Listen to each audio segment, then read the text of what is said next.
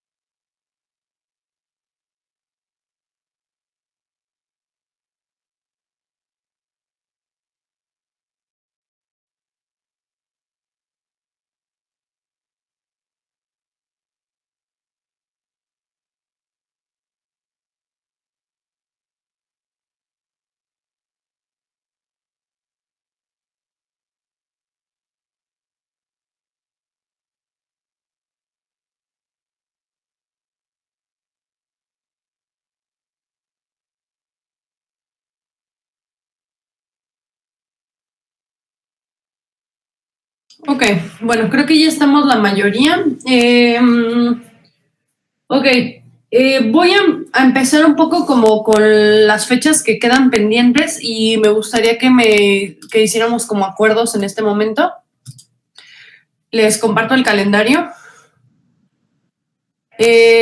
Ahorita nosotros estamos el día 17, entonces básicamente queda 19, 24 y 25. No sé si estén jugando a salvar el semestre en este momento, supongo que sí. Pero a mí lo que me gustaría saber aquí es, yo tengo una evaluación con ustedes pendiente, es un examen oral y es como mejor me funciona para poder saber como si se entendieron como algunos temas, más allá que un ejercicio de memoria, y les pido, o sea, que no se me espanten. Siempre que digo que va a ser examen oral, como que la gente se espanta muchísimo, pero muchas veces yo creo que cuando es un examen escrito, pues lo escribes y si te diste a entender, pues buena suerte, porque ya se fue el examen escrito, ¿no? Y creo que en el examen oral me permite como muchísimo más saber si realmente se están entendiendo las cosas o si realmente se entendieron, si realmente estudiaron, si le echaron ganas. Creo que es más fácil para mí hacerlo y al contrario yo he visto que da muy buenos resultados. La manera en la que funcionaría sería como por cita. Voy a tener 3 personas conectadas al mismo tiempo. Les voy a subir las citas como las horas en las que queda, digamos, como eso. Pero a mí lo que me gustaría saber es si ustedes quisieran que fuera el miércoles siguiente o desean que lo pasemos hasta el miércoles de la primera semana de exámenes.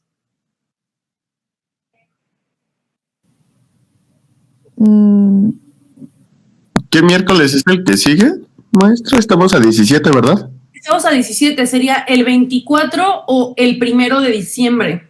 El 24 es lo del licenciado, ¿verdad? Sí, el primero. Mejor el primero.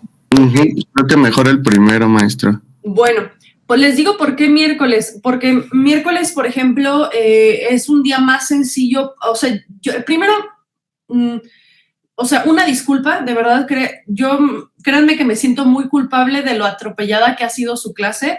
Creo que particularmente como me dieron un departamento completamente nuevo y estoy haciendo producción y estoy sacando costos y también tengo 3 cajas, tengo en la casa universitaria mi caja chica y, o sea, de verdad se me juntó muchísimo el trabajo y la semana pasada,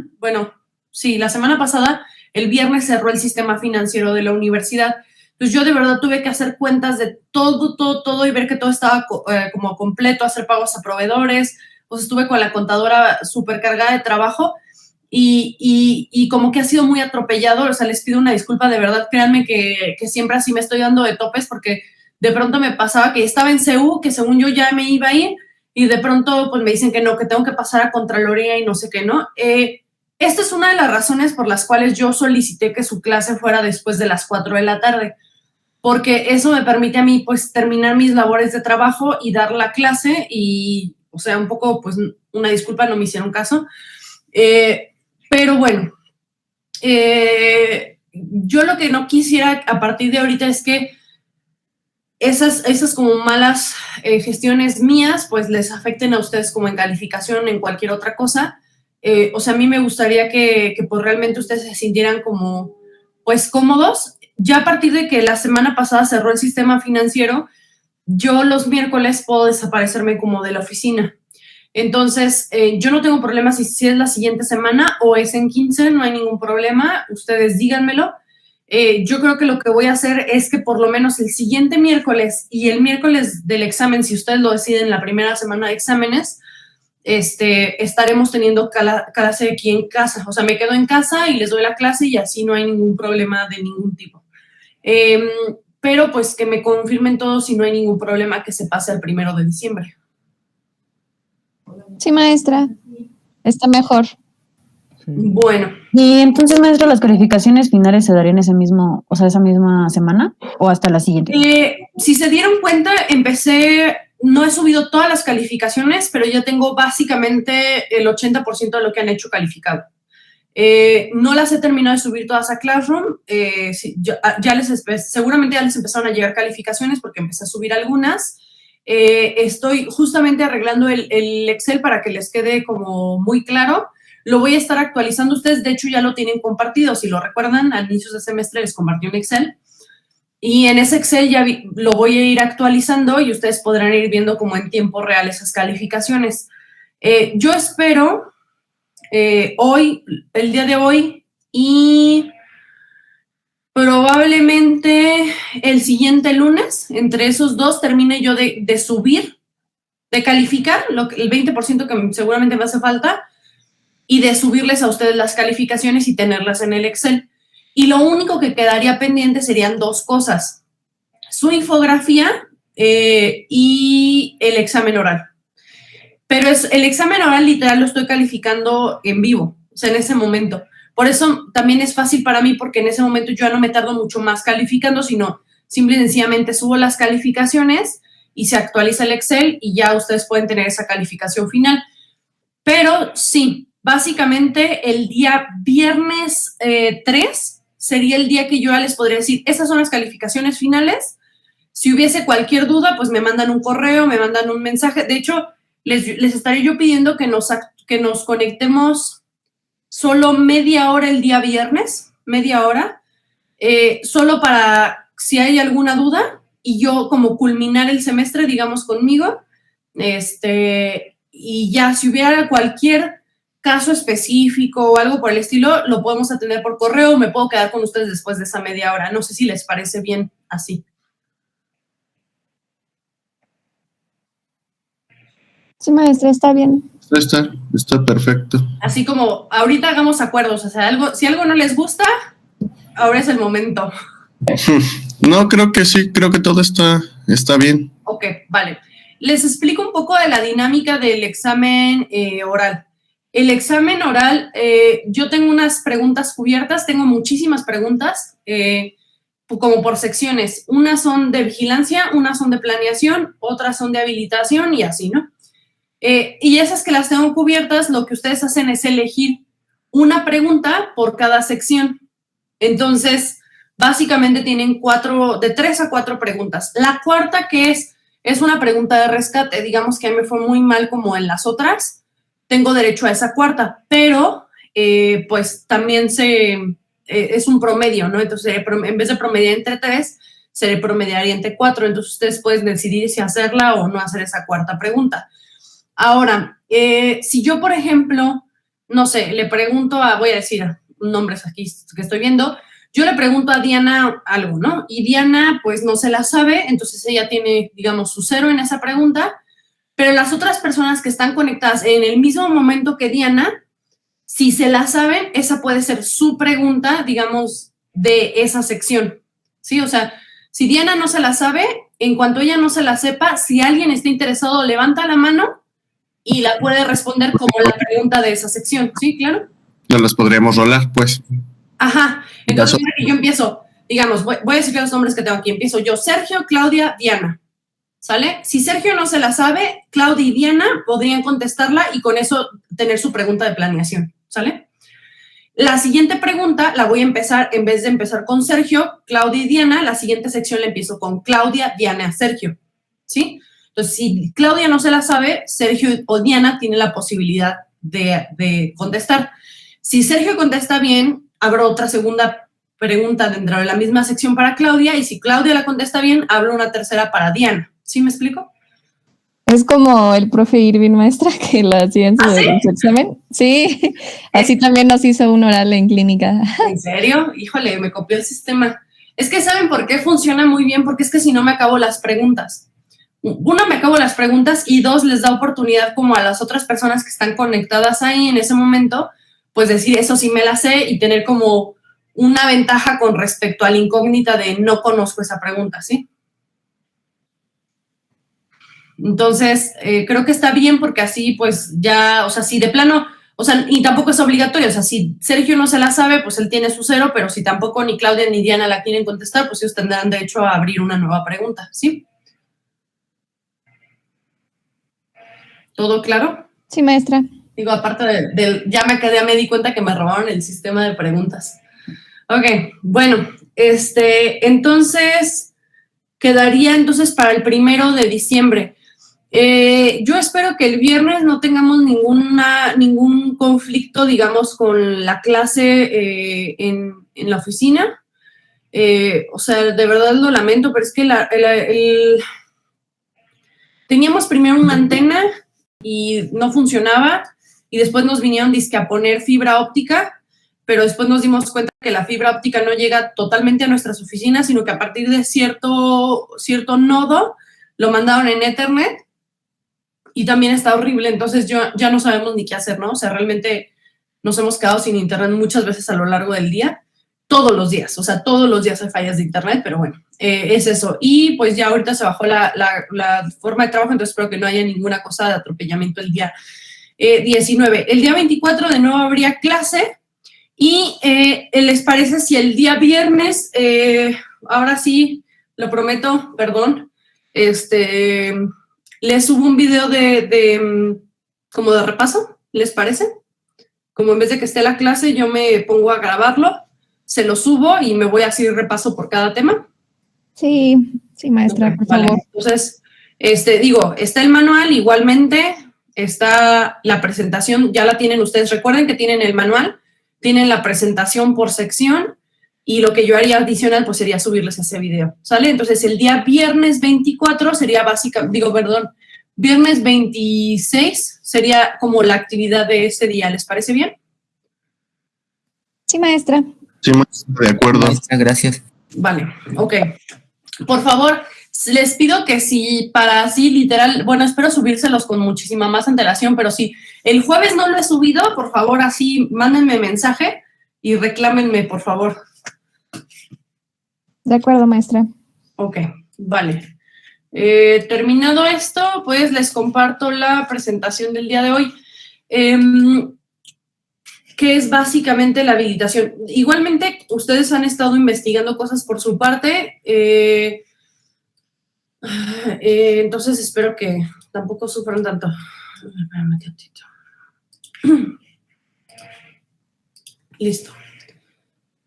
Ok, habíamos visto con la parte de gestión, más bien de la parte de habilitación, que había 4 cosas que se podían habilitar. Una eran los proyectos, 2 era la gestión del conocimiento, 3 eran la innovación y 4 la transferencia tecnológica, ¿sale? Son las 4 cosas que se pueden, digamos, como activar cuando hablamos de habilitación, ¿sale? Proyectos, por ejemplo, quiere decir que yo decido que a lo mejor el hospital donde voy a trabajar va a entrar a un proceso de certificación. Ese es un proyecto. Que yo decido que la empresa en la que trabajo quiere lanzar un nuevo producto al mercado. Ese es un producto. Ese es un proyecto. Que yo tengo mi propia empresa y quiero generar un nuevo producto, hacer su patente y lanzarlo al mercado. Ese es un proyecto. Que yo como nueva empresa quisiera, o yo como recién egresado quiero abrir una nueva empresa, ese es un proyecto, ¿sale? Los proyectos son cosas que tienen un inicio y tienen un fin. Tienen que tener un periodo específico, digamos, como de empezar y de culminar. Adicional, tenemos la gestión del conocimiento. Ahorita entro un poco en eso porque va a ser lo que nos vamos a enfocar ahorita. Y está la innovación. La innovación, vimos varias cosas de la innovación. Una, vimos las categorías. ¿Se acuerdan de algunas de las categorías que vimos? Eran 10 categorías. ¿Se acuerdan de alguna?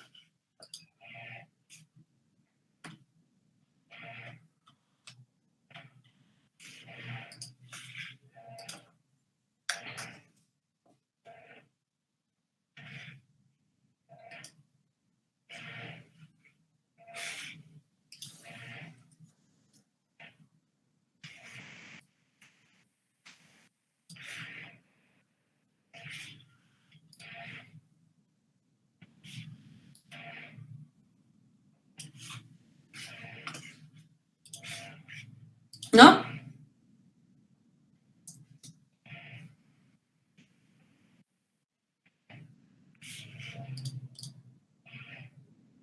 Chicos, ¿siguen ahí?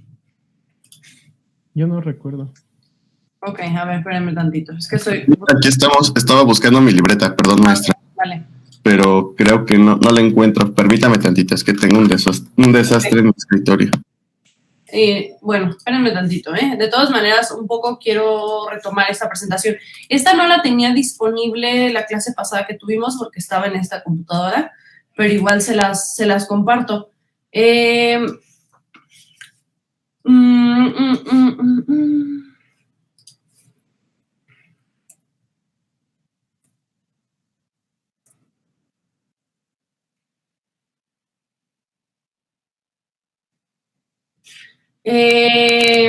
Si quieren, ahorita lo vuelvo a retomar, ¿sale? Porque el hecho de que nadie se acuerde quiere decir que no quedó claro, ¿vale?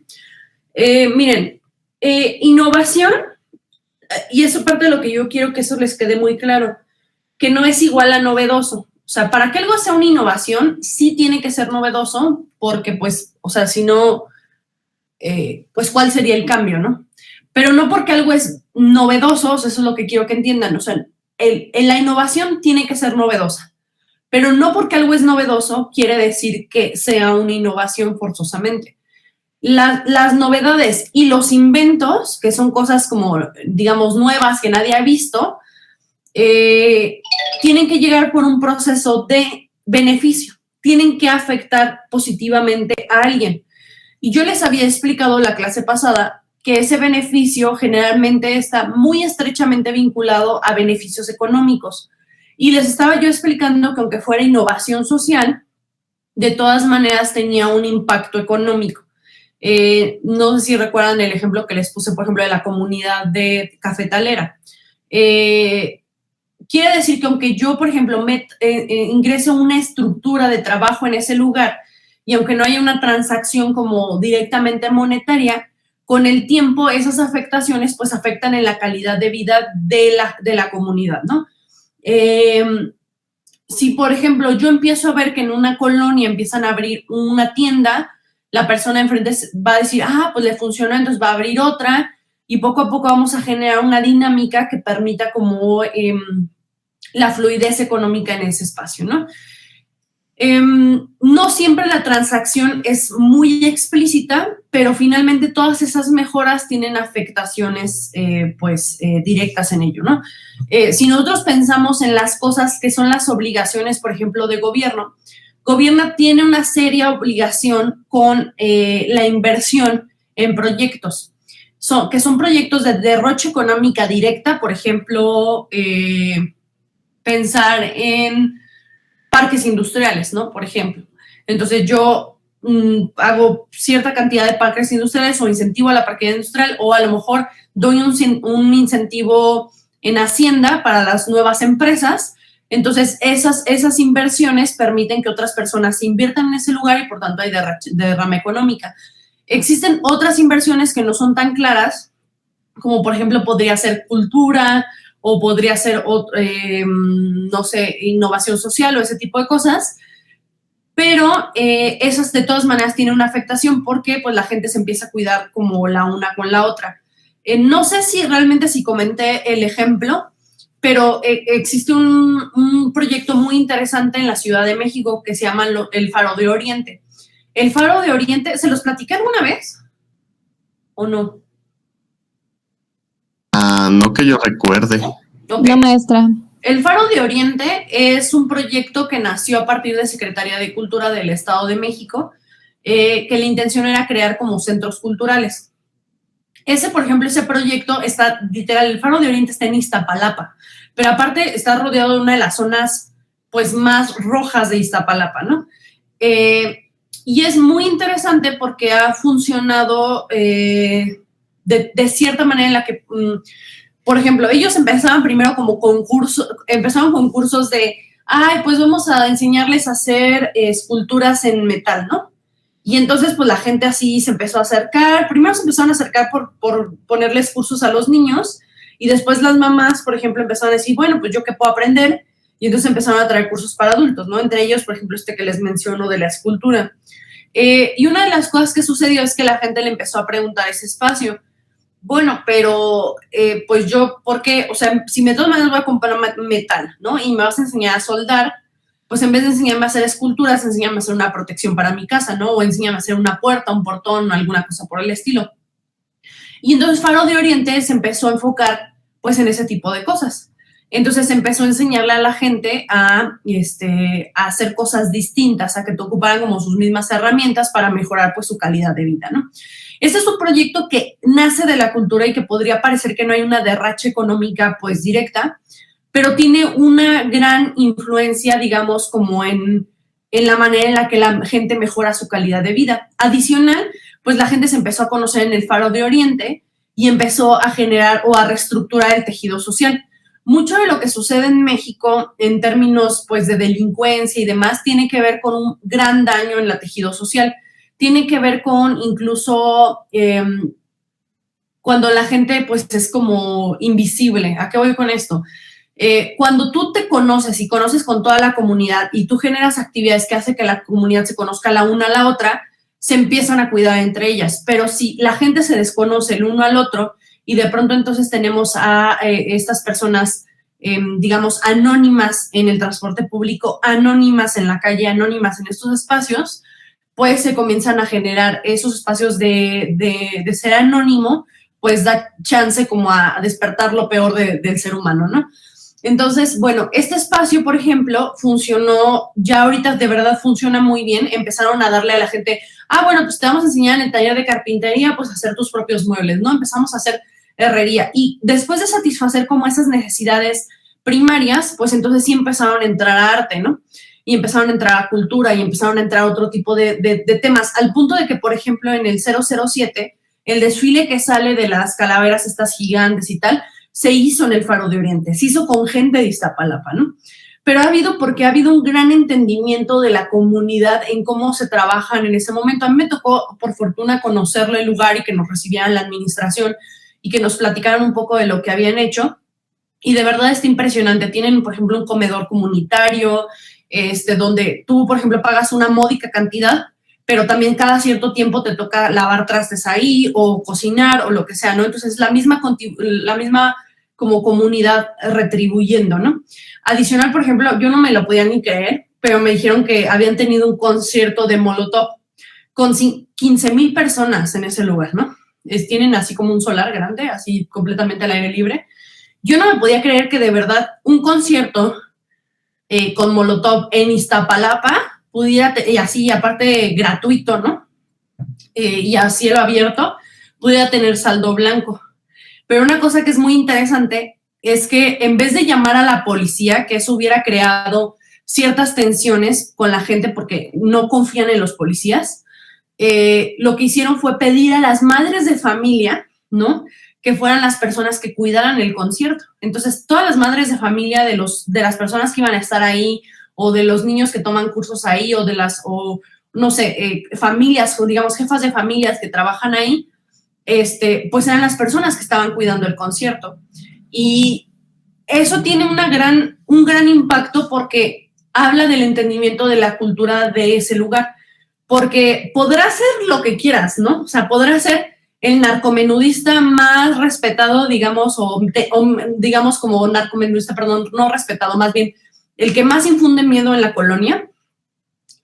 Y aún así, ese cuate seguramente respeta a la jefa, ¿no? O sea, como esta figura de mi jefa, ¿no? Y entonces ocuparon esta figura de las jefas, ¿no?, para poder cuidar el concierto y nadie se metió con ellas y tuvieron el saldo blanco. Y adicional, pues bueno, por ejemplo, esto también, ¿por qué? Porque también tiene que ver mucho con el abandono. O sea, existen muchos, digamos, como abandonos familiares en esa zona por parte de hombres. Entonces, pues las madres son las personas que se quedan al frente como jefas de familia, ¿no? Y en esa parte de la jefa de familia, pues es una persona como un personaje bastante respetado, ¿no? Entonces, cuando yo las pongo a ellas al frente, pues hago que de verdad la gente se comporte, ¿no? ¿A qué voy yo con este tipo de cosas? Que existen ciertas cosas en las que ustedes muy probablemente van a tener que participar, sobre todo si trabajan en salud pública.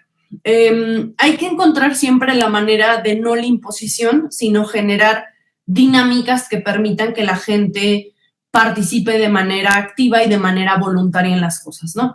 Tienen ellos experiencias en las cuales se han ido, porque tienen como una parte como móvil, digamos, y se mueven con bocinas y tallercitos y demás, ¿no? Y se dice que una vez fueron a una zona en la cual pues estaba un narcomenudista que la gente le tiene muchísimo miedo en la esquina y que pues de pronto dijeron, chin, la regamos a ponernos aquí, nos la va a hacer de bronca, y de pronto el cuate se acercó y les dijo, pues, ¿qué están haciendo? Pues puedes hacer una carcasa para tu celular. y que el cuate les dijo, ¿y me puedo sentar yo a hacer la mía? Sí, si gustas, ¿no? Y entonces lo tenían a ese cuate ahí haciendo la carcasa, ¿no? Entonces, creo que siempre existen como formas, lenguajes, maneras de acercarse incluso a los espacios que pueden ser más difíciles, si se hace de la manera adecuada, si se tiene mucho respeto por la cultura y las tradiciones de los espacios en los que se trabajan, y si no se impone desde una manera de decir, pues yo soy una persona estudiada y yo sí sé lo que te voy a decir. O sea, esas cosas nunca funcionan, ¿no? Yo, por ejemplo, cuando he colaborado con comunidades artesanales, que han sido ya varias colaboraciones, normalmente mi interés con ellas no es llegar y decir, es que yo soy la experta en tal, o sea, no, para nada. Para mí, estas mujeres son cuidadoras de conocimientos ancestrales y tienen muchísimo respeto, y tengo yo muchísimas más cosas que aprender yo de ellas que ellas de mí, y en ese profundo respeto se llegan a dar muy buenas colaboraciones, ¿no? Entonces, ok, ahora fuera de que ya como que me regreso al tema, que de todas maneras en algún momento se va a vincular con la parte de comportamiento organizacional, pues decir entonces que esta parte de la innovación es muy importante tener un medidor de beneficio. Y recordar esta parte que ya les he mencionado seguramente muchas veces, incluyendo la de ahorita, que ese beneficio, aunque parezca que no es una transacción de dinero literal en ese momento, no quiere decir que no se traduzca en beneficios económicos. Ok, dicho eso, pues bueno, pues decirles que tener un gran resultado no es lo mismo que tener la capacidad de comercializarlo y llevarlo a las masas. Es muy normal ver en alumnos y en profesores y sobre todo en investigadores también que se lleven a cabo cosas con potencial de innovación. Y ojo aquí, no quiere decir que cuando yo hago algo que nadie haya visto le puedo llamar innovación. A mí me ha tocado mucho ver proyectos o ver coloquios o presentaciones de proyectos finales donde los maestros están diciéndole así de, no, sí, qué buena innovación. Híjole, pues no está beneficiando todavía a nadie, ¿por qué le llamas innovación? Pero bueno, sí se han visto cosas con potencial de innovación. Y en esas cosas con potencial de innovación, que pueden ser a lo mejor una patente que se desarrolla, un nuevo sistema, incluso hasta una nueva vacuna, esa cosa con potencial de innovación no necesariamente nosotros vamos a tener la capacidad de comercializarlo y llevarlo a las masas. Por eso es que es necesario saber hasta dónde llega mi innovación y a partir de qué momento puedo yo necesitar ayuda interna o externa para poder que esto sea una realidad, ¿no? De aquí, pues bueno, es importante conjugar las oportunidades técnicas que ustedes tengan con las necesidades. Una cosa es yo, digamos, decir, pues yo quiero desarrollar esto por capricho, por gusto o porque ese tema a mí me interesa, y otra cosa es que verdaderamente haya una necesidad en el mercado. Pero cuando yo tengo la fortuna de conjugar oportunidades técnicas, novedades, invenciones, cosas muy interesantes que puedo yo hacer en términos de ingeniería, y puedo localizar un nicho de mercado con una necesidad muy específica que puede ser cubierta a través de esta cosa que yo quiero desarrollar, en ese momento, pues, puedo lograr como el éxito, ¿no? Con ello. De aquí, recordarles que existe una pirámide de Maslow. Esta pirámide de Maslow, básicamente, ya existen muchos autores que dicen que está un poco desactualizada. Personalmente creo que si la ven literal, pues sí, está desactualizada, pero creo que hay mucho más que todavía sigue siendo muy útil dentro de esta pirámide. Tenemos nosotros una primera base que tiene que ver con las necesidades fisiológicas o básicas. O sea, si tú no respiras, si tú no comes, si tú no tomas agua, si tú no duermes incluso, pues te mueres, ¿no? Adicional tenemos las necesidades de seguridad. Entonces, una vez que yo puedo respirar, comer, dormir, ir al baño, etcétera, en ese momento, entonces me empiezo a preocupar por el ingreso, ¿no? El ingreso que me permita asegurar como que puedo seguir respirando y que puedo seguir comiendo. Me preocupo por un techo sobre mi cabeza, me preocupo por talala, ¿no? De ahí, pues, por ejemplo, tenemos las necesidades sociales. Una vez que yo tengo un techo sobre mi cabeza, ¿no? Que tengo un ingreso económico, que puedo comer, respirar y tal, entonces me empiezo a preocupar con quién relacionarme. No es capricho de los adolescentes sentir que si no encajan, está su vida hecho un desastre. O sea, no es esta cosa, yo nunca he estado de acuerdo con que se les diga a los adolescentes como cuando les rompen el corazón, así como de, ya, estás muy chiquito, espérate, no sé qué. O sea, claro que no. En ese momento de su vida ellos están construyendo sus necesidades porque las primeras están satisfechas. Entonces, las siguientes urgentes son las necesidades sociales. Es sentirse aceptado, es generar una relación, digamos, afectiva, es sentirse escuchado, ¿no? Entonces, es igual de importante que digamos, que las de abajo, ¿no? Siguiente, tenemos las necesidades de autoestima. Ahí entonces ya empezamos con el reconocimiento. Yo no solo quiero tener amigos, sino que esos amigos me digan que soy una muy chida persona, ¿no? Yo no solo quiero tener una familia y sentir que mi familia se comunica conmigo, sino que esa familia reconozca el esfuerzo que yo hago diario. Yo no solo quiero tener compañeros de trabajo, digamos, o un jefe, una buena relación con mi jefe, sino quiero que ese jefe reconozca el esfuerzo que hice esta semana, los logros que tuve, ¿no? Y adicional, pues ya en ese momento empieza la autorrealización, que ya es el desarrollo máximo de nuestro potencial. Ahí, por ejemplo, por eso es que es muy importante que ustedes comprendan cómo, por ejemplo, vemos personas como grandes del cine, ¿no? Que tienen cubiertos, seguramente comen, beben, tienen más de una casa, ¿no? Seguramente, pues obviamente tienen dinero, millones, ¿no? Obviamente tienen reconocimiento, tienen relaciones afectivas, tienen amigos, pero entonces empiezan a sentir que necesitan, pues, ir a África y hacer una donación, necesitan crear una nueva, o sea, ¿por qué? Porque ya están en esa punta de acá. Lo que es muy importante entender es que existe también un promedio dentro de los países con los que puedan cubrir esas necesidades. Entonces, si un país no puede cumplir ni siquiera con las primeras, ¿cómo nos vamos a preocupar por las que siguen, no? Entonces, sí es como importante pensar en qué lugar nos encontramos nosotros, en qué lugar se encuentra nuestra comunidad o las personas cercanas a nosotros, en qué lugar se encuentra nuestro país y particularmente, si yo estoy interesado en el desarrollo, en dónde se encuentra aquella comunidad con la que yo quiera desarrollar algo, porque entonces voy a focalizar su necesidad y en base a esa necesidad, pues, trabajarla, ¿no? Y digo, yo ya esto lo pongo así como de broma, porque existe mucha gente que debajo de comer, dormir y pues que tenga internet y que aparte deja tú del internet, o sea, que haya electricidad y que haya batería, ¿no? Porque si no, ¿qué importa que tenga internet, no? Si el celular no tiene batería, pues se acabó el mundo, ¿no? Entonces, sí es muy importante como empezar a tener la sensibilidad de enfocar cuáles son las necesidades del mercado. Si yo voy a trabajar en desarrollo electromédico, por ejemplo, tengo que empezar a ubicar cuál es la diferencia entre trabajar para desarrollar aparatos que están enfocados en instituciones de salud, ya sea consultorios, hospitales, o voy a trabajar para, digamos, personal médico, nada más como en particular en sus despachos, o voy a trabajar con aparatos electromédicos ya para el hogar. Cada vez más es menos común que una persona que, por ejemplo, tenga diabetes diga, voy a ir todos los días al centro de salud o clínica a medirme el azúcar. Cada vez más tiene la necesidad de tener el aparato en casa. Cada vez menos probable que una persona diga, voy a ir a la farmacia no sé qué a medirme la presión. Es cada vez más probable que compren un baumanómetro para la casa, ¿sale? Y entonces a esa serie de productos ya le vamos a aumentar con la pandemia, pues, el termómetro y el oxímetro, ¿no? Entonces, bueno, más que el termómetro que ya estaba, más que nada el oxímetro, ¿no? Entonces, y por ejemplo, también existe una seria necesidad, en particular yo lo he notado con el oxímetro, que no, se nota que no es un aparato que todavía estaba pensado para el hogar, porque el otro día me tocó, y lo digo así como se los platico, con mi mamá. Mi mamá estaba súper espantada porque tenía muy mala oxigenación según ella.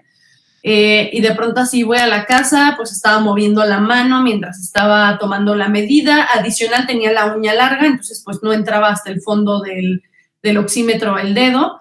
Y adicional traía la uña pintada, ¿no? Entonces yo así como de mamá, o sea, ¿cómo crees que vas a tener una medición adecuada con todas esas cosas, no? Entonces fue como, a ver, mano en reposo, córtate la uña, despíntate la uña, ¿no? Y entonces te das cuenta ahí que no era un aparato todavía pensado para el hogar. Porque el resto de los aparatos que están asociados, como por ejemplo ya baumanómetros, ese tipo de cosas, tienen digamos, displays o pokayokes o, digamos, interfaces que permiten que el usuario entienda, digamos, ese producto. Bueno, si alguien está interesado en desarrollo, mi recomendación es un poco echarse un clavado a estas metodologías que son el Design Thinking y el Human Centered Design. Ambos son dos metodologías de diseño, pero que ya han permeado mucho a la industria privada, ¿no?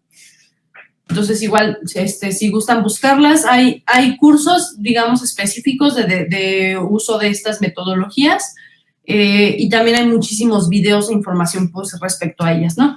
Sobre todo, Human Centered Design está asociado a proyectos como el que vieron ustedes de la India, como desarrollar cosas en comunidades, más como proyectos sociales, y el Design Thinking está más asociado como a simple y sencillamente innovación como tecnológica.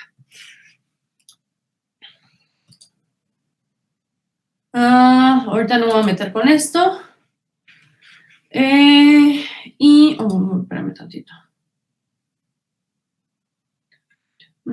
Pues sí. Bueno, esta es también una metodología que tiene que ver con las propuestas de valor.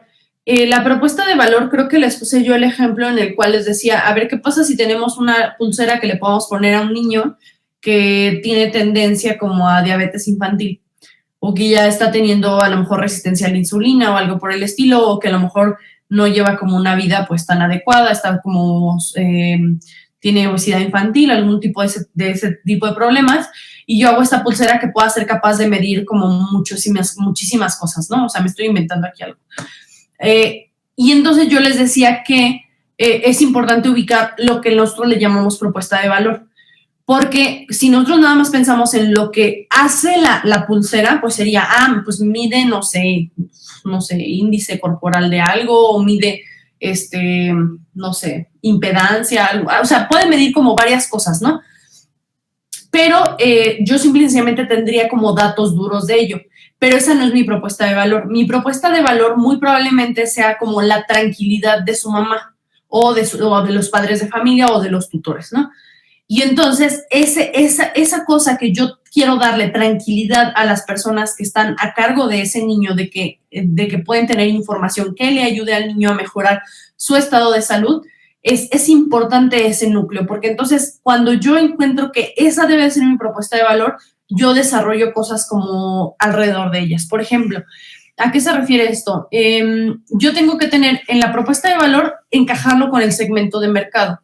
Yo, por ejemplo, que mis productos de servicios generen alegrías, que mis productos o servicios ayuden al trabajo del cliente o que mis productos y servicios resuelvan frustraciones del cliente.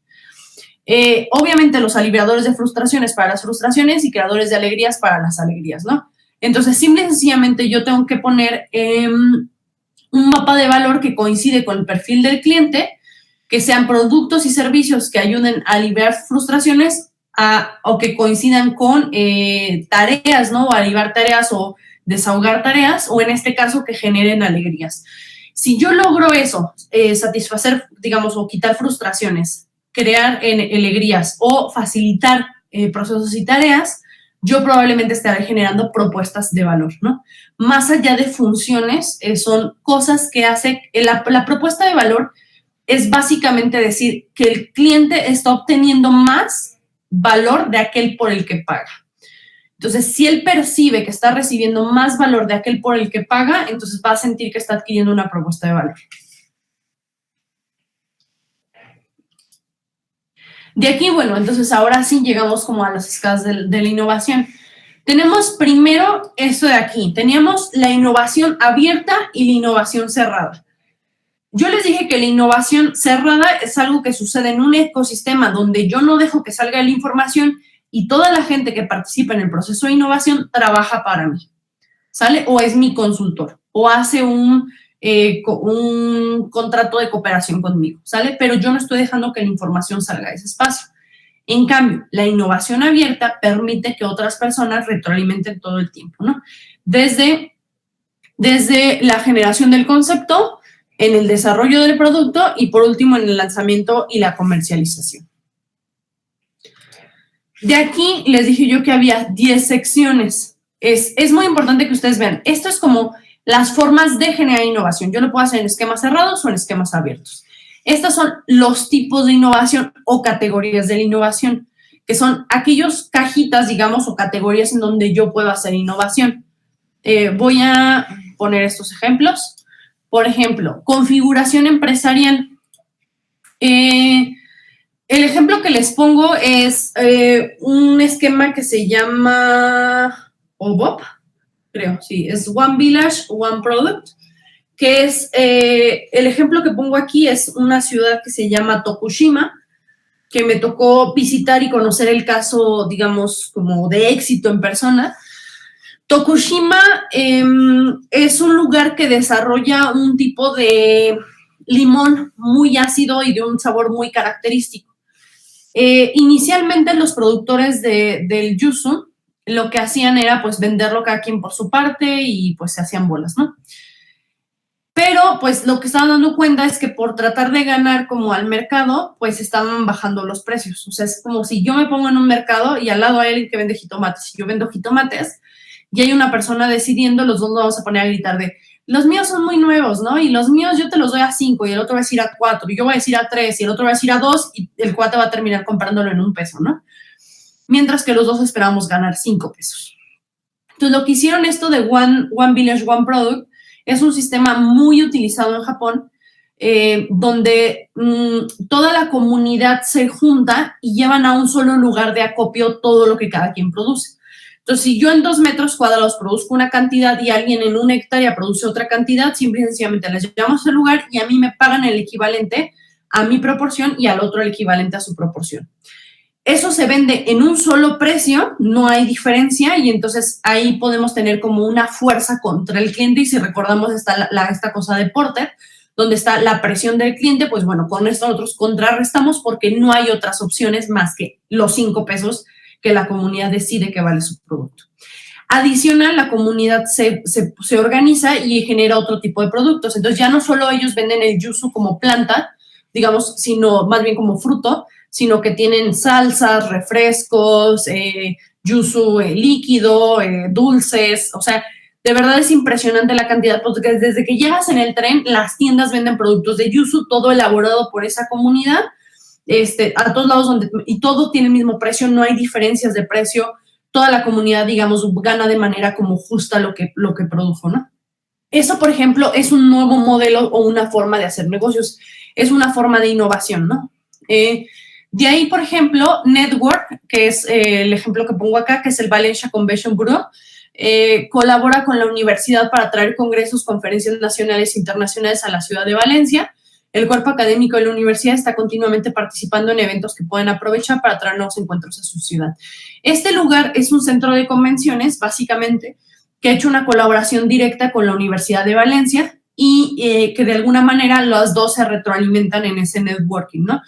Yo traigo gente que me interesa atraer y al mismo tiempo el centro de convenciones pues atrae otro tipo de gente gracias a la invitación de ese conferencista, ¿no?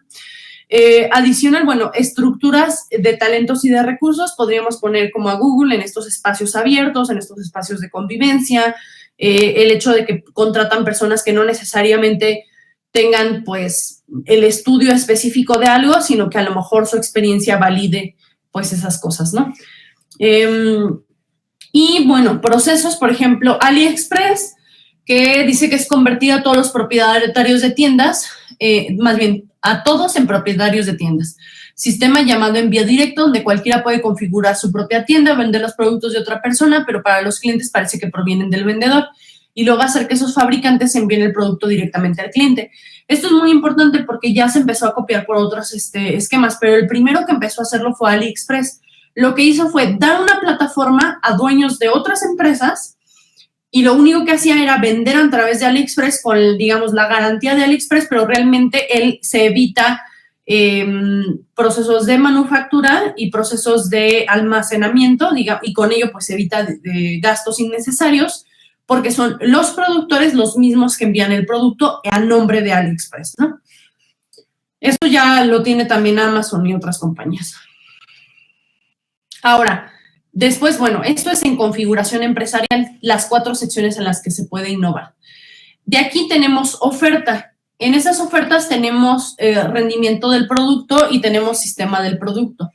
Para empezar, rendimiento del producto dice que son las características que se desarrollan para crear nuevas características o funcionalidades, más innovaciones que se desarrollan para crear nuevas características o funcionalidades en el producto que oferta la organización, ya sean creaciones como actualizaciones significativas. Por ejemplo, esta de aquí, que no sé si ustedes la conozcan, pero esta Raspberry es básicamente ya una computadora. O sea, tú lo conectas a una pantalla y es una computadora como tal, ¿no? Y se utiliza mucho, sobre todo para programación.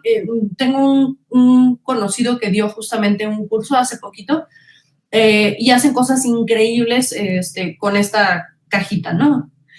Entonces, de ahí, bueno, por ejemplo, podemos tener como el Gorilla Glass, ¿no? Que ya ahora ya aguanta tantos metros, ¿no? Y la siguiente vez, pues, aguanta todavía más. Entonces, si se fijan, todas estas son como mejoras dentro de la idea de un solo producto.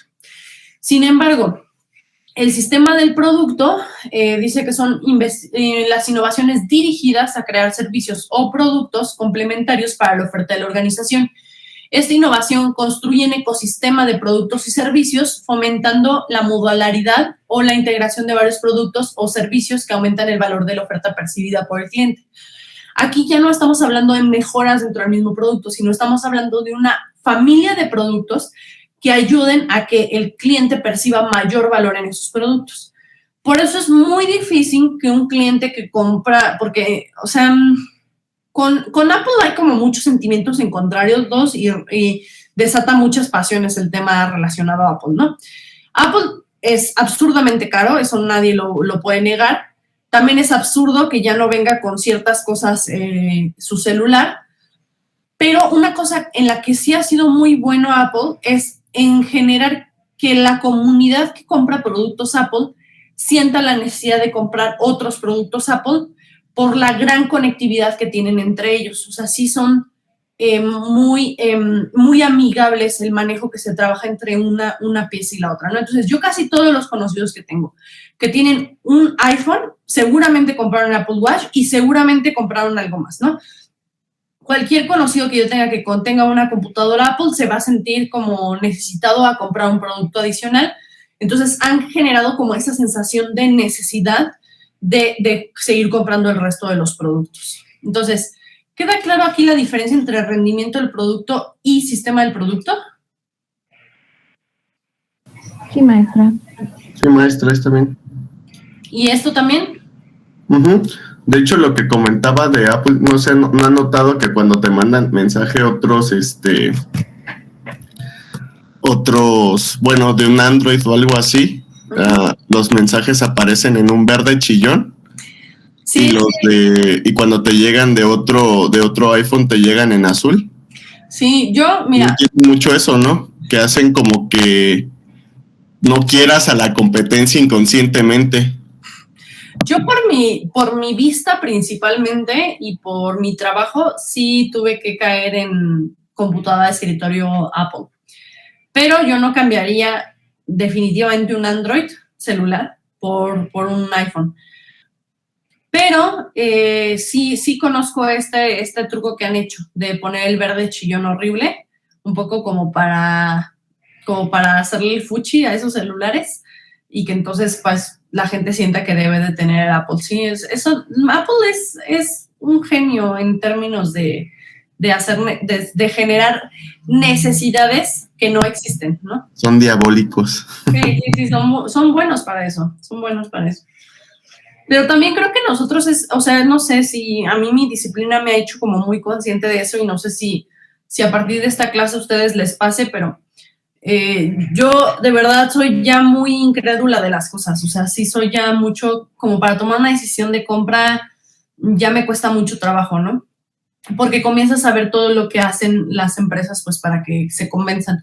Sin embargo, pues, en realidad sí hay mucha gente que se deja llevar por cualquier cosa, ¿no? Ok, me paso a los últimos 4 que se llamarán experiencia, ¿no? Primero es canales. Y eso quiere decir que cómo se entrega y cómo se conecta con las personas. Es decir, cómo me conocen y cómo les entrego mi producto o mi servicio, ¿no? Y creo que les puse aquí el ejemplo de Amazon en el hecho de que, o sea, el primer reto de Amazon fue la virtualidad.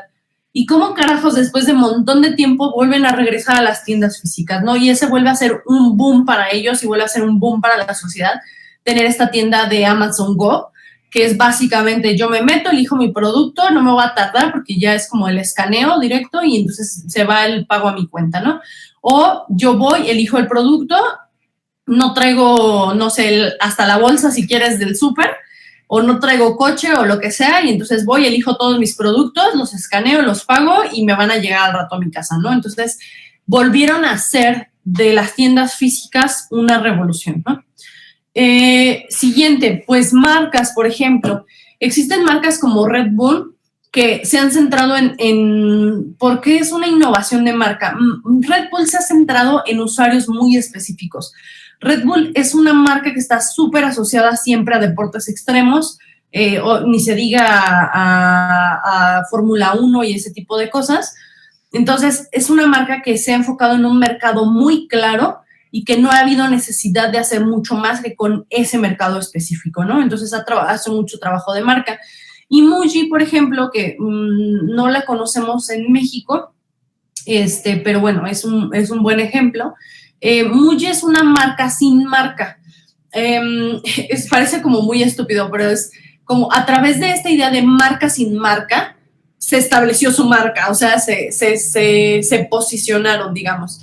Pero Muji es una empresa que se ha dedicado básicamente a vender productos atemporales que no tengan las marcas. Entonces, por ejemplo, si tú compras un producto de Muji, le vas a retirar algo y nunca más va a parecer que ese producto tiene una marca específica, ¿no? Entonces, son productos que pueden pasar mucho a través del tiempo, que no están basados como en tendencias específicas ni en colores como que de pronto se vean fuera de lugar, sino son cosas que tú puedes comprar un año y volver a ver en la misma tienda 5 años después y que parezca que son productos como que los acabas de recién adquirir, ¿no?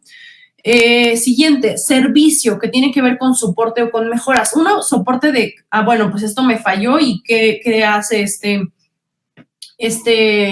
marca por mí? Y por otro lado, como las mejoras o los upgrades. Un muy buen ejemplo es el hotel de Xcaret México. Ya existía el concepto, digamos, de todo incluido, ¿no? Tú vas a un lugar y toda la comida y toda la bebida está incluida en ese espacio, ¿no? Y pues aparte, pues tienes hotel, digamos, a lo mejor tienes restaurantes de especialidad en la noche y lo que sea, ¿no? Entonces, todo está incluido, tú te vas de vacaciones y no te tienes que preocupar por absolutamente nada, con lo que pagaste de transporte y del hotel y ya, todo está cubierto. Pero particularmente Xcaret sí representa una innovación en términos como esas mejoras. De hecho, ahora se llama All Fun Inclusive, que es entonces como toda la diversión incluida, ¿no? Ya no solo tiene que ver con bebida y con comida, sino que todos los parques de Xcaret están incluidos dentro de tu estadía. Entonces, hay camiones que se mueven a ciertos horarios entre un parque y el otro con el hotel, y tú te puedes mover de un parque al otro o de un hotel o del hotel al parque y luego regresar al hotel y luego volverte a irte a otro parque sin como límite de entrada o sus salidas, ¿no? Esto existía con los hoteles de Disney World, pero los hoteles de Disney World no siempre incluían los alimentos, más que dentro de las instalaciones.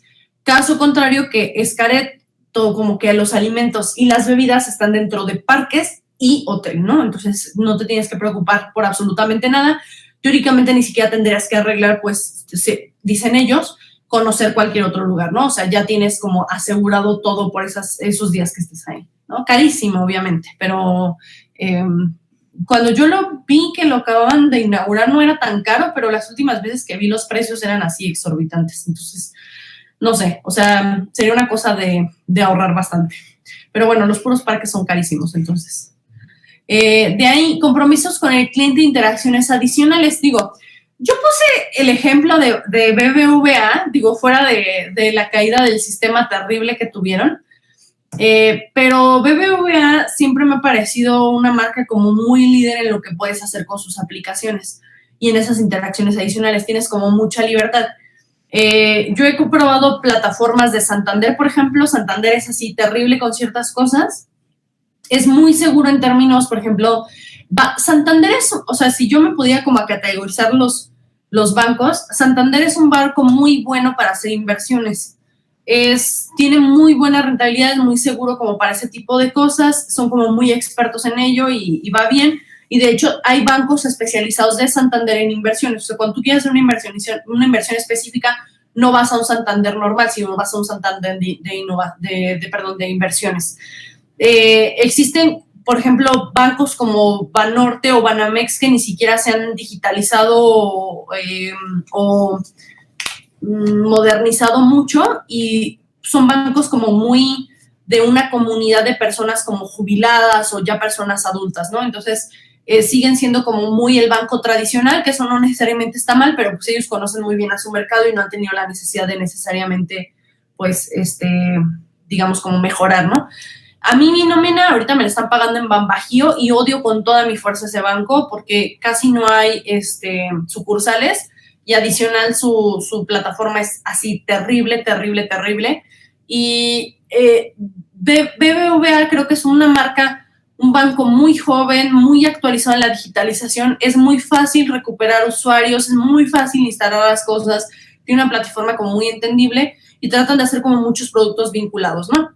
Esa es mi percepción. Si ustedes odian BBVA. No, hasta la manera en la que puedes abrir una tarjeta de débito. Yo tuve que abrir también una pues ahora sí que por necesidades del negocio también. Y pues la verdad muy amigable y muy sencillo. Me tardé como 10 minutos, yo creo. Sí, aparte, por ejemplo, puedes pedir los turnos desde tu aplicación. También. Voy a llegar en 20 minutos al banco, entonces lo puedes ir pidiendo y cuando llegues, pues ya, o sea, está tu turno ahí, ¿no? Entonces creo que eso está bien, o sea, creo que se han esforzado como bastante, ¿no? Pero lo pongo como ejemplo por todas estas cosas, ¿no? Adicionales. Y por ejemplo, la parte de compromisos con el cliente también, en particular lo pongo con los puntos azules, ¿no? A mí me ha tocado ver, por ejemplo, mi jefa, a ella como que, digamos, por el puesto en el que está en la universidad, se le da como cierto dinero de caja chica y entonces ella puede comprar cosas para los proyectos que hacemos y después se lo reembolsa, ¿no? Entonces todo el tiempo tiene esa caja chica como para ejercer. Y lo que hace ella normalmente es pagar, más bien, en vez de pagar con el efectivo de la caja chica, lo que hace es pagar con la tarjeta. Entonces, todo el tiempo se está como generando dinero y la verdad es impresionante porque yo lo he visto, por ejemplo, de que tenemos una visita de algún lado y paga con los puntos azules y de verdad, o sea, es impresionante lo que se logra ya pagar con cuando tienes como cierta fluidez ya económica dentro de la tarjeta, es impresionante lo que llegas como a pagar con los puntos, ¿no? Cosa que normalmente cuando tienes una tarjeta de fidelidad o de cliente frecuente o ese tipo de cosas, tardas como en ver los beneficios, digamos, de ese club, ¿no? Y bueno, pongo después acá ahora los grados de la innovación, que es que si es chiquita o es grandota, ¿no? Y entonces recordar nada más aquí que cuando yo nada más mejoro cosas para mis clientes actuales en los mercados actuales en los que trabajo, pues simple y sencillamente son mejoras radicales. Pero si yo, por ejemplo, tengo un producto actual y lo trato de meter en un mercado nuevo, entonces lo llamaré innovación semi-radical. Si yo, por el contrario, con el mercado con el que trabajo le trato de ingresar un nuevo producto, entonces será semi-radical también, ¿no? Y la radical quiere decir que yo hago una innovación donde mi mercado es desconocido y mi oferta es desconocida. Entonces, todo es completamente nuevo. Voy a poner el ejemplo aquí, nada más. A ver, permítanme.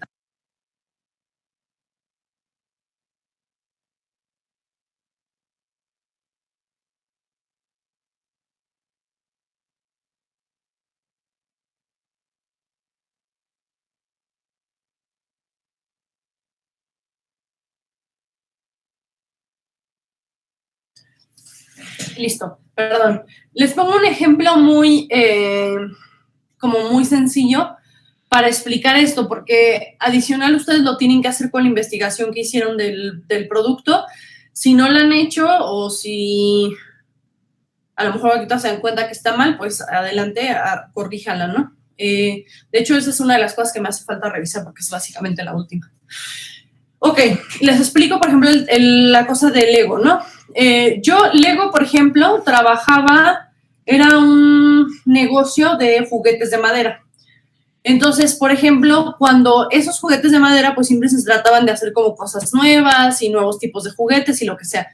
Pero yo me quedo simple y sencillamente en el incremental. ¿Por qué? Porque estoy trabajando con el mercado que ya conoce mis juguetes de madera y estoy trabajando con juguetes de madera, que es lo que siempre he hecho. Pero cuando yo, por ejemplo, hago la inyección plástica, entonces me muevo a semi-radical. ¿Por qué? Porque estoy trabajando con mi mismo mercado de juguetes, pero le estoy metiendo otro tipo de productos, ¿no? Entonces ya hago ahí un movimiento a semi-radical. Y luego después, adicional, me muevo yo a la radical. ¿Por qué? Porque introduzco en nuevos mercados. Ya no son los mercados de siempre, sino entonces produzco un nuevo producto, que son estos bloques, para un nuevo completamente mercado. Como es terreno completamente desconocido, entonces nosotros le llamaríamos innovación radical, ¿no? Ahora, después este producto se normaliza. Entonces nosotros estamos viendo los Legos de toda la vida que pasaron por varias generaciones, que los conocieron y fue como, ok, ya los Legos de siempre, habrá quien le gusten más, quien le gusten menos, ¿no? Pero entonces regresa al inicio del esquema y vuelve a hacer solo innovaciones incrementales. Entonces yo ahora hago, no sé, que bloques de pirata y que bloques de vegetación, ¿no? Y tengo colores de vegetación, que bloques de animales y pues ahora tengo bloques que tienen hasta como la pielecita de leopardo, pero sigo en lo mismo, o sea, es los mismos mercados y simplemente les estoy ofreciendo como mejoras en eso. Sin embargo, hay dos cambios principales dentro de este ejemplo. Uno es para semirradical de este tipo y otro es para semirradical de este tipo, ¿sale? El primero es, yo tengo mi oferta actual, que son estos bloques, es decir, es este producto de bloques, pero yo busco mercados distintos que los niños, ¿no? Busco un mercado distinto. Y entonces me empiezo a meter en un mercado de adultos a través de generar productos, ya sea de nostalgia o productos como, por ejemplo, estos de Lego Architecture, que son edificios representativos del mundo y que entonces los puedo construir, ¿no? Esto no es un paquete que se compre para un niño de 6 años, que es el mercado de siempre, ¿no? De 5 a 12 años, ¿no? Digamos. Es un producto que se compra un arquitecto que quiere tener esa cosa ahí por la nostalgia, por lo que sea, ¿no? El Lego de Star Wars no es algo que se compre un niño de 10 años, o sea, es algo que se compra un chavorruco de 35, ¿sale? Entonces, es como importante saber que, aunque es el mismo producto, es un mercado totalmente distinto. Y por el siguiente, el otro tipo de semirradical, que es el de arriba, es mi mismo mercado, que son niños, o niños jóvenes, pero les ofrezco un producto totalmente nuevo, que es justamente el Mindstorm, que es, yo les voy a enseñar a hacer programación por bloque a través de mis nuevos productos, ¿sale? ¿Hasta aquí queda claro ya con este ejemplo? Sí, maestra. Sí, maestra.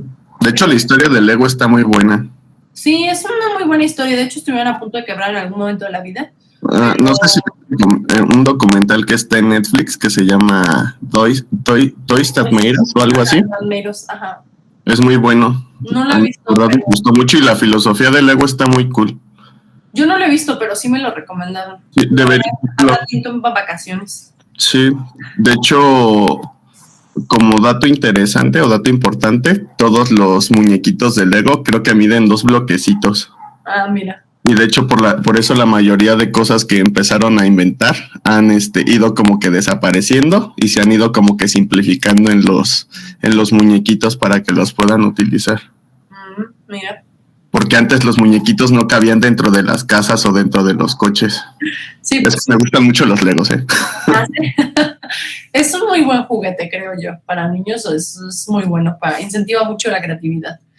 Pero bueno, entonces lo que ustedes van a hacer justamente es recobrar su investigación si es que no lo han hecho y hacer justo así como yo lo hice con la historia de Lego, pues ustedes lo harán con la historia de esa tecnología que hayan elegido y me dirán como, en este momento era semirradical por tal y por tal, ¿no? En este momento es radical por tal cosa y en este momento es incremental por tal cosa, ¿sale? Y si lo pueden hacer pues en esquema, pues todavía como muchísimo mejor, ¿no? Habrán algunos otros ejemplos que les puedo poner aquí. Por ejemplo, Amazon Libros, ¿no? Amazon Libros trabajó con los mismos mercados que en un inicio, que era gente que compraba libros, pero yo les pongo, por ejemplo, hago una página web tratando de venderlos de manera digital y en solo 2 años logró conseguir que se metieran 2,000 personas o visitantes diarios, ¿no? En solo 2 años. Entonces sí fue así el súper éxito de Amazon, ¿no? De ahí, por ejemplo, la página web, déjame encuentro. Bueno, o sea, justo sigo con Amazon, ¿no? De esta página web, ¿no? Y de esta página web, pues bueno, en cierto momento logran su estreno en la bolsa de Wall Street y se hacen como muy grandes, pero pues digo, todo eso eran, digamos, como ventajas incrementales, porque yo hacía más rápida la página, podías leer más fácil las hojas, tenía un display o una interfaz como más sencilla, pero todo era en incrementos ahí. Sin embargo, existen 2 cambios. El primero es a este mismo mercado venderles otra oferta que eran CDs y DVDs, y por el otro lado, bueno, esta innovación radical sería el brinco a decir qué carajos ya no encuentras en Amazon, ¿no? O sea, Amazon ya tiene hasta su zona para cosas hechas a mano, o sea, ya también ayudan a gente que hace cosas a mano en casa, ya no solo tienen que hacer cosas industrializadas, sino ya es como cosas hechas a mano y tal. Entonces, de todo encuentras en Amazon, ¿no? Que digo, no voy a hablar de las malas prácticas que tiene Amazon. Si queremos ser responsables y éticos con esto, no es un buen lugar para comprar ya. Tienen pésimas, digamos, como cuestiones corporativas, pero bueno, estamos hablando como del esquema empresarial nada más, ¿no? No tanto como los comportamientos organizacionales. Y, por ejemplo, otro ejemplo que les puedo poner aquí de medicamento, que a lo mejor puede ser acercado a lo que ustedes están haciendo, es, por ejemplo, yo tenía investigación de óxido nítrico o sildenafilo, y yo estaba trabajando con un mercado actual que eran patologías cardiovasculares, simple y sencillamente, y el producto actual eran vasodilatadores, ¿no? Inicialmente era como, yo trabajo con ese mercado y solo le genero nuevos vasodilatadores, ¿no? Entonces no salgo del incremental. Pero cuando de pronto alguien decidió o descubrieron, ¿no?, que esta cosa tenía efectos secundarios, pues entonces a través de este compuesto, pues generaron el Viagra de Pfizer, ¿no? Entonces, eso, ¿ya por qué? Porque entonces ya no es el mercado, no son mercados con patologías cardiovasculares, ¿no? Es un mercado totalmente distinto el que compra ese producto. Y adicional, no es el producto porque no es un vasodilatador como tal o con esa intención, sino que es un producto totalmente nuevo con una intención totalmente nueva. Por eso es una innovación pues radical, ¿sale? ¿Ya queda claro con esto? Sí, maestra. Vale, ok. Entonces, ¿puedo cerrar el tema de innovación? Sí. Sí. Ok. Vale.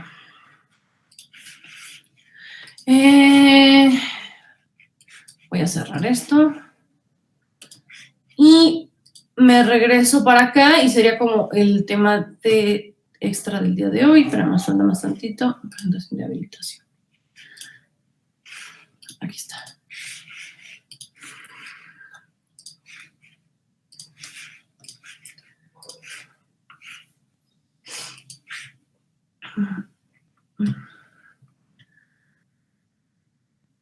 Bueno, la habilitación del conocimiento tiene que ver con una línea de trabajo específica de la gestión tecnológica. Lo voy a acercar porque creo que está muy pequeñito. ¿Mejor? Sí. Que el objetivo es que los conocimientos, habilidades y experiencias que se generan en una organización puedan ser resguardados y difundidos entre los integrantes de la misma. Que se identifiquen los recursos intelectuales que esta organización o empresa tienen para poder utilizarlos, mantenerlos y salvaguardarlos. Adicional, la intención es promover la creación del conocimiento y la innovación por parte de cada uno de los integrantes de la organización, de tal forma que utilice el conocimiento de una forma más eficiente, tomando ventaja de las oportunidades para explotar los activos del conocimiento, ¿sale? Pero bueno, o sea, esto es como muy abstracto, ¿no? Cosas tangibles. Por un lado, es formalizar y sistematizar los procesos de identificación, administración y control del capital intelectual. Recuerden que en cierto momento nosotros hablamos de capital y había el capital físico y el capital humano, ¿no? Pero existe otro tipo de capital que tiene que ver con el capital intelectual. Ese capital intelectual es todo aquello, es como el conocimiento que se genera dentro de una organización y que recuerden que el ejemplo, o la identificación del capital era que capital es algo que genera dinero para la organización, ¿no?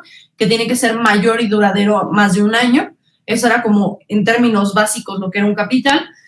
Pero recuerden que había capitales que eran más líquidos que otros, ¿no? Y que yo les decía que el de mayor liquidez, pues es el dinero mismo. O sea, yo lo ocupo en las cuentas y lo gasto luego. Y así nos podemos ir con cada capital, que tan rápido se convierte en dinero, ¿no? O qué tan rápido puedo yo tener esa liquidez para utilizarlo. El capital intelectual no es tan líquido. De hecho, es uno de los más difíciles, por un lado, de entender, por otro lado, de gestionar y, por último, de darle liquidez, ¿no? ¿Por qué? Porque no es tan fácil que las organizaciones se den de cuenta cómo esos conocimientos se pueden generar o convertir en dinero, ¿sale? Entonces, esta cosa de aquí, que es la intención de la gestión de conocimiento, es justamente formalizar y sistematizar esos procesos para darle administración y control justo a ese capital intelectual. Por el otro lado, hay que facilitar y gestionar aquellas actividades relacionadas con el conocimiento, como la creación, captura, transformación y su uso, ¿no? Ahorita bajo ejemplos, que la información y el conocimiento sean accesibles a las personas que son integrantes de la organización en el momento en el que lo necesiten y lo más adecuadamente posible para que con estos insumos puedan tomar decisiones y o ejecutar acciones oportunas de acuerdo a las situaciones que se les demande el entorno. Ahorita les pongo cosas específicas para que se terminen de entender. Datos, información y conocimiento. Datos es cosas que están ahí. O sea, yo tengo, por ejemplo, que Querétaro, no sé, tiene tantos habitantes, ¿no? Ese es un dato. O sea, ahí te van los datos. Hoy va a llover, ¿sale? Tantas personas viven en Querétaro. Tantas personas se mudan al día en Querétaro, ¿sale? La información, en cambio, utiliza esos datos con sentido. Por ejemplo, de tantas personas que viven en Querétaro, ya es diferente decir que tantas personas que viven en Querétaro, tantas son originarias del estado y tantas son personas que vienen de fuera, ¿no? De las tantas personas que se mudan, tanto porcentaje viene de Morelia, tantas de Michoacán, tantas personas vienen de la Ciudad de México, tantas personas vienen del norte del país, ¿no? Yo ya estoy utilizando esa información como de manera consciente para crear un diálogo. O sea, yo ya doy información respecto a ello, ¿no? Por ejemplo, puedo decir que de las tantas personas que se mudan en Querétaro, el 50% de ellos no viene con trabajo, viene a buscar trabajo. Entonces, ya no solo son datos, sino que comienzan a tener una coherencia o una historia. Y por último, tenemos el conocimiento. Es qué hago yo ya con esos datos y con esa información para tomar decisiones oportunas. Entonces, por ejemplo, el gobernador del estado debería de agarrar esos datos y esa información para tomar decisiones de tránsito, de desarrollo urbano, ¿no? De movilidad, de transporte público, etcétera, etcétera, y entonces convertir esas cosas, datos y esa información, pues en conocimiento que sea útil, ¿sale? Yo puedo tener muchos datos, por eso es parte de importante de lo que ustedes tendrían que reflexionar cada vez que toman una materia. Yo solo tengo datos y solo tengo información o tengo conocimiento derivado de esa materia, ¿no? Si yo, por ejemplo, puedo decir, pues, ¿qué es un compuesto? No sé qué. Pues al indesfato que se hizo en tal año y lo generó tal y no sé qué. Lo único que estoy diciendo es vomitar información. O sea, no está generando absolutamente nada. Pero si yo con ese dato puedo hacer algo, sé todas sus aplicaciones, sé si tiene una reacción exotérmica o no la tiene, etcétera, etcétera. Si yo con algo de eso puedo utilizarlo para desarrollar, no sé, marcadores, medidores, nuevos materiales, etcétera, etcétera, bueno, pues en ese momento entonces se estará llamando conocimiento, ¿sale? ¿Hasta aquí van bien? Sí, maestra. Bueno, yo en mi tarea, lo que nos dejó, dice que los datos podrían ser como hechos, estadísticas o información. Ok.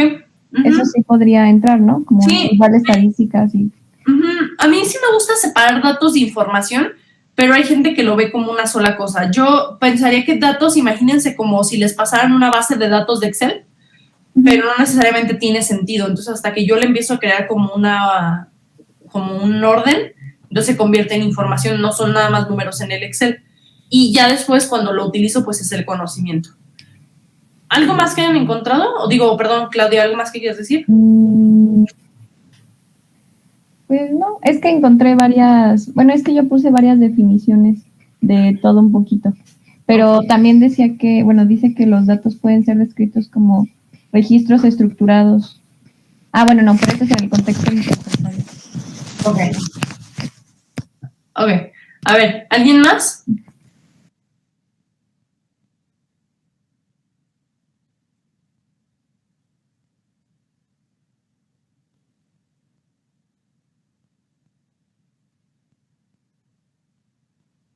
Vale.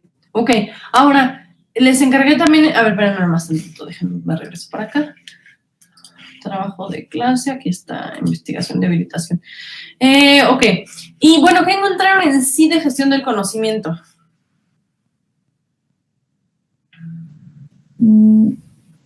Ay, maestra, encontré muchas definiciones, pero a ver, le voy a leer una. A ver. Dice que es un conjunto de procesos centrados en el desarrollo y aplicación del conocimiento de una empresa para generar activos intelectuales que pueden explotarse y generar valor al cumplir los objetivos de la empresa. Ok, entonces básicamente es como una estrategia que se utiliza para desarrollar el capital intelectual, algo así decía el que comentaste, que era lo que les explicaba de capital, de que es generar pues dinero para la empresa, o sea, que tarde o temprano tenga cierta fluidez. ¿Y para qué? Para generar ventaja competitiva, ¿no? Algo así. Sí, para cumplir los objetivos de la empresa.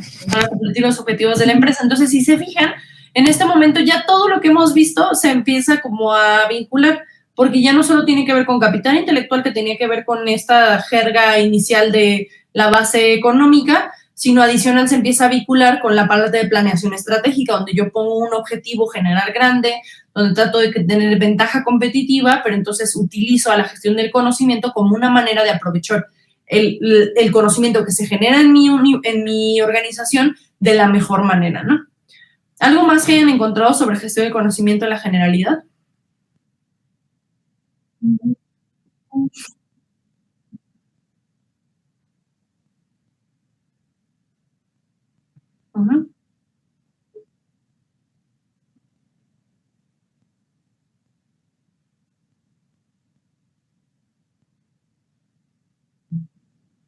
Sí, que es bien importante aquí de lo que acaba de contribuir Iris, que no solo tiene que ver con cumplir con objetivos, o sea, como de utilizarlo en este momento, ya luego cobran el objetivo y se cierra, sino que adicional yo trato de rescatar conocimientos y trato de preservarlos.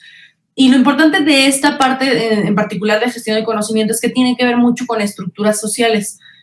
Yo tengo que generar digamos, estructuras que permitan que todas las personas tengan mayor aprovechamiento de los conocimientos de otras personas. Sobre todo se da, por ejemplo, en empresas que tienen una amplia rotación, digamos, de personal. Es muy adecuado como generar estructuras que permitan que las nuevas personas adquieran prontamente el conocimiento que ya adquirieron las que se acaban de ir, ¿no? Imaginemos que de pronto hay una persona que tiene un súper truco, ¿no? Y que todas las personas que están en las máquinas de operativos, no sé, hacen una pieza cada minuto, ¿no? Y este cuate resulta que hace 3 piezas cada minuto, ¿no? Entonces, seríamos muy tontos en no voltear a ver qué carajos hace para hacer el triple de piezas en el mismo tiempo, ¿no? Eso es lo que hace la gestión de conocimiento, es decir, ¿qué ha generado la experiencia de las personas en la organización? Que se puede traducir en conocimiento y que ese conocimiento tiene que quedar explícito para las otras personas que trabajan en él, ¿sale? Debió de haber aparecido por ahí la diferencia entre conocimiento tácito o explícito. ¿Alguien encontró algo?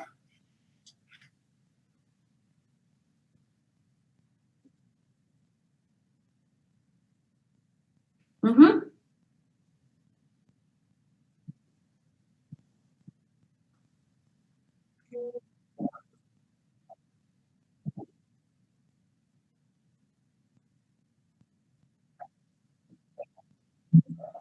Ok. Ok.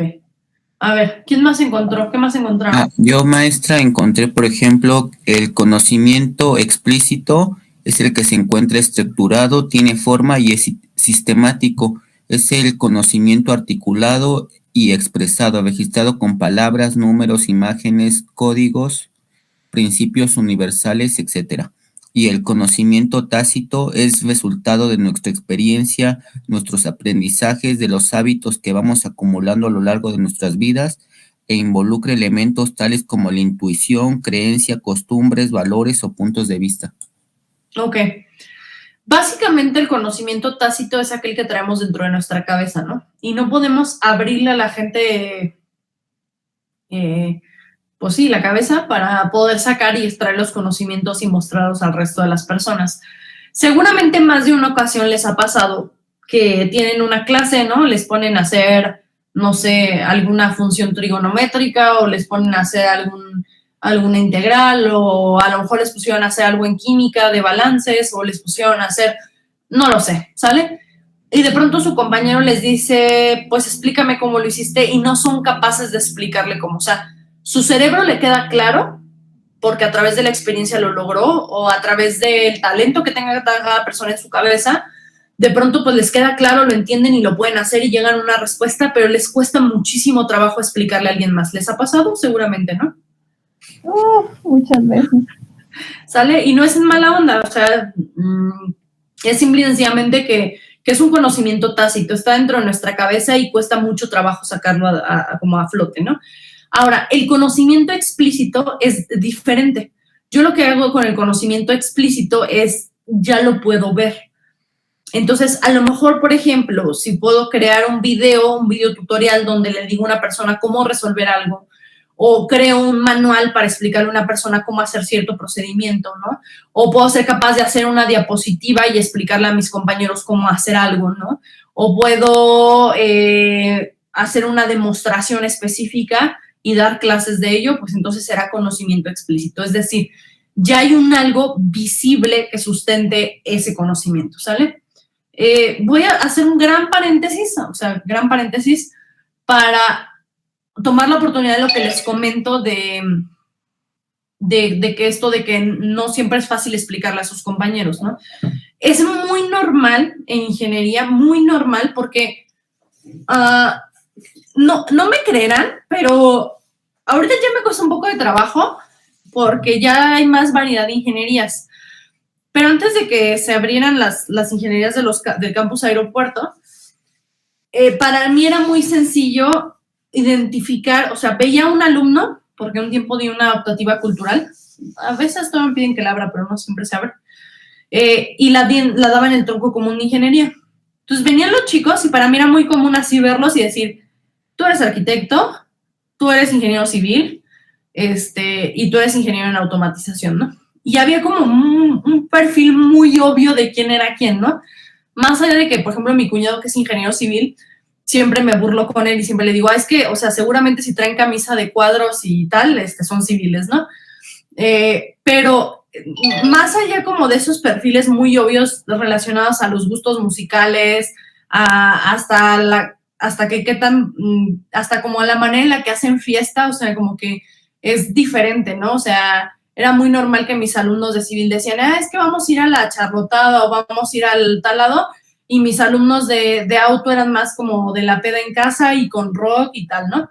O de los videojuegos. Entonces, más allá de esas cosas, hay como una personalidad muy específica, y hablo generalizado, ¿no? O sea, seguramente no todos entran en este cajón porque no somos robotcitos, pero existe como una personalidad generalizada o común entre las personas que estudian ciertas carreras. Ya me cuesta más trabajo, creo que al menos identifico cuando son de biomédica separados de ingeniería física y nanotecnología, porque esos todavía no los entiendo, pero es muy normal como ver ciertos comportamientos. Entonces, para los ingenieros en general, les es muy difícil, como que hay una alta habilidad mental para las matemáticas, para la física, química y sus derivados, pero existe un serio problema como social de cómo explico eso, ¿no? Cómo hablo en público, cómo tal cosa, ¿no? Creo que a ustedes no les cuesta, a los biomédicos no tanto, se ve muchísimo más en chicos, por ejemplo, de automatización que con ustedes, pero aún así todavía persiste. Entonces, es muy normal que mucho del conocimiento con ustedes se quede en tácito. Esto de pronto da ciertas dinámicas que yo he visto en los grupos en los cuales es como, no, pues es que yo no te paso, no tanto la tarea, no tanto de pasar la tarea, sino, ay, no, pues es que a mí eso con trabajo me costó y que no le quieren explicar a nadie más. Les hago una gran invitación a dejar de lado esa forma de trabajo, ¿sale? Cuando ustedes salgan al mundo allá afuera, se van a dar cuenta de que van a recibir más de la colaboración que del conocimiento mismo. Conocimiento, por ejemplo, yo puedo estar en un trabajo, no saber hacer algo y llamarle a una persona que sí lo sepa hacer y resolver el problema. Pero si esa persona a la que yo le hablé o la persona que me puede resolver mi problema fue un compañero al que yo nunca quise estudiar en la carrera, ayudar en la carrera, muy probablemente no me va a querer ayudar, ¿no? Y adicional, como que siempre hay gente que sepa hacer las cosas, pero si tú no sabes trabajar en colaboración, no hay forma en la que tú lo puedas saber todo, ¿no? Entonces, es como ahí el gran paréntesis que les hago, que se da mucho por personalidad, no se lo tomen personal si a alguno de sus compañeros les cuesta trabajo explicarlo. Creo que justamente cuando definimos conocimiento tácito, es muy probablemente que ellos mismos no puedan encontrar una manera de hacerlo explícito, pero si yo soy una persona que sí puede encontrar la manera de hacerlo explícito y no he querido colaborar, es como replantéense la manera en la que están trabajando. Yo tenía un grupo en la licenciatura que nunca se ayudaban los unos a los otros, de verdad, era un grupo súper envidioso, yo incluida, todo el mundo trabajaba en individual y nos dimos cuenta al final, o sea, que nos metimos una friega solos que se pudo haber reducido muchísimo si hubiéramos trabajado de manera colaborativa. Caso contrario, mi maestría fue una maestría súper colaborativa y todo el tiempo era como, ok, acaba de pasar la clase de finanzas, no entendí ni un carajo, y se quedaba el que era financiero y nos explicaba a todos, ¿no? O teníamos la clase de no sé qué y esta persona no la había entendido. Por ejemplo, yo, la verdad, microeconomía era como muy fuerte, entonces yo me quedaba a explicarle a mis compañeros, ¿no? Entonces, creo que eso es muy importante porque siento que me esforcé en la mitad y conseguí el doble de lo que fue la licenciatura, ¿no? Entonces, solo tratemos como de pensar como en esas cosas porque van a entrar esquemas laborales donde lo mejor es hacer eso, o sea, lo mejor es hacer eso con sus compañeros, incluso si tienen personas a su cargo, es como lo más adecuado, ¿no? Bueno, más allá del conocimiento, pues tácito, explícito, lo que trata de hacer la gestión del conocimiento es agarrar el conocimiento tácito que se genera en los integrantes de la organización, convertirlo en explícito para que llegue a otros integrantes de la organización y que estos, a su vez, lo conviertan en tácito, es decir, lo absorban, ¿no? Entonces, para eso está el modelo de Nonaka y Takeuchi. Es un modelo viejo, pero se sigue utilizando muchísimo. Yo siento que no va a haber la manera de suplir ese modelo nunca, ¿no? Se podrá añadir cosas, se podrá perfeccionar, pero va a ser muy difícil que alguien logre simplificar tanto este proceso justamente de lo tácito explícito a tácito de nuevo. ¿Qué encontraron del modelo de Nonaka y Takeuchi?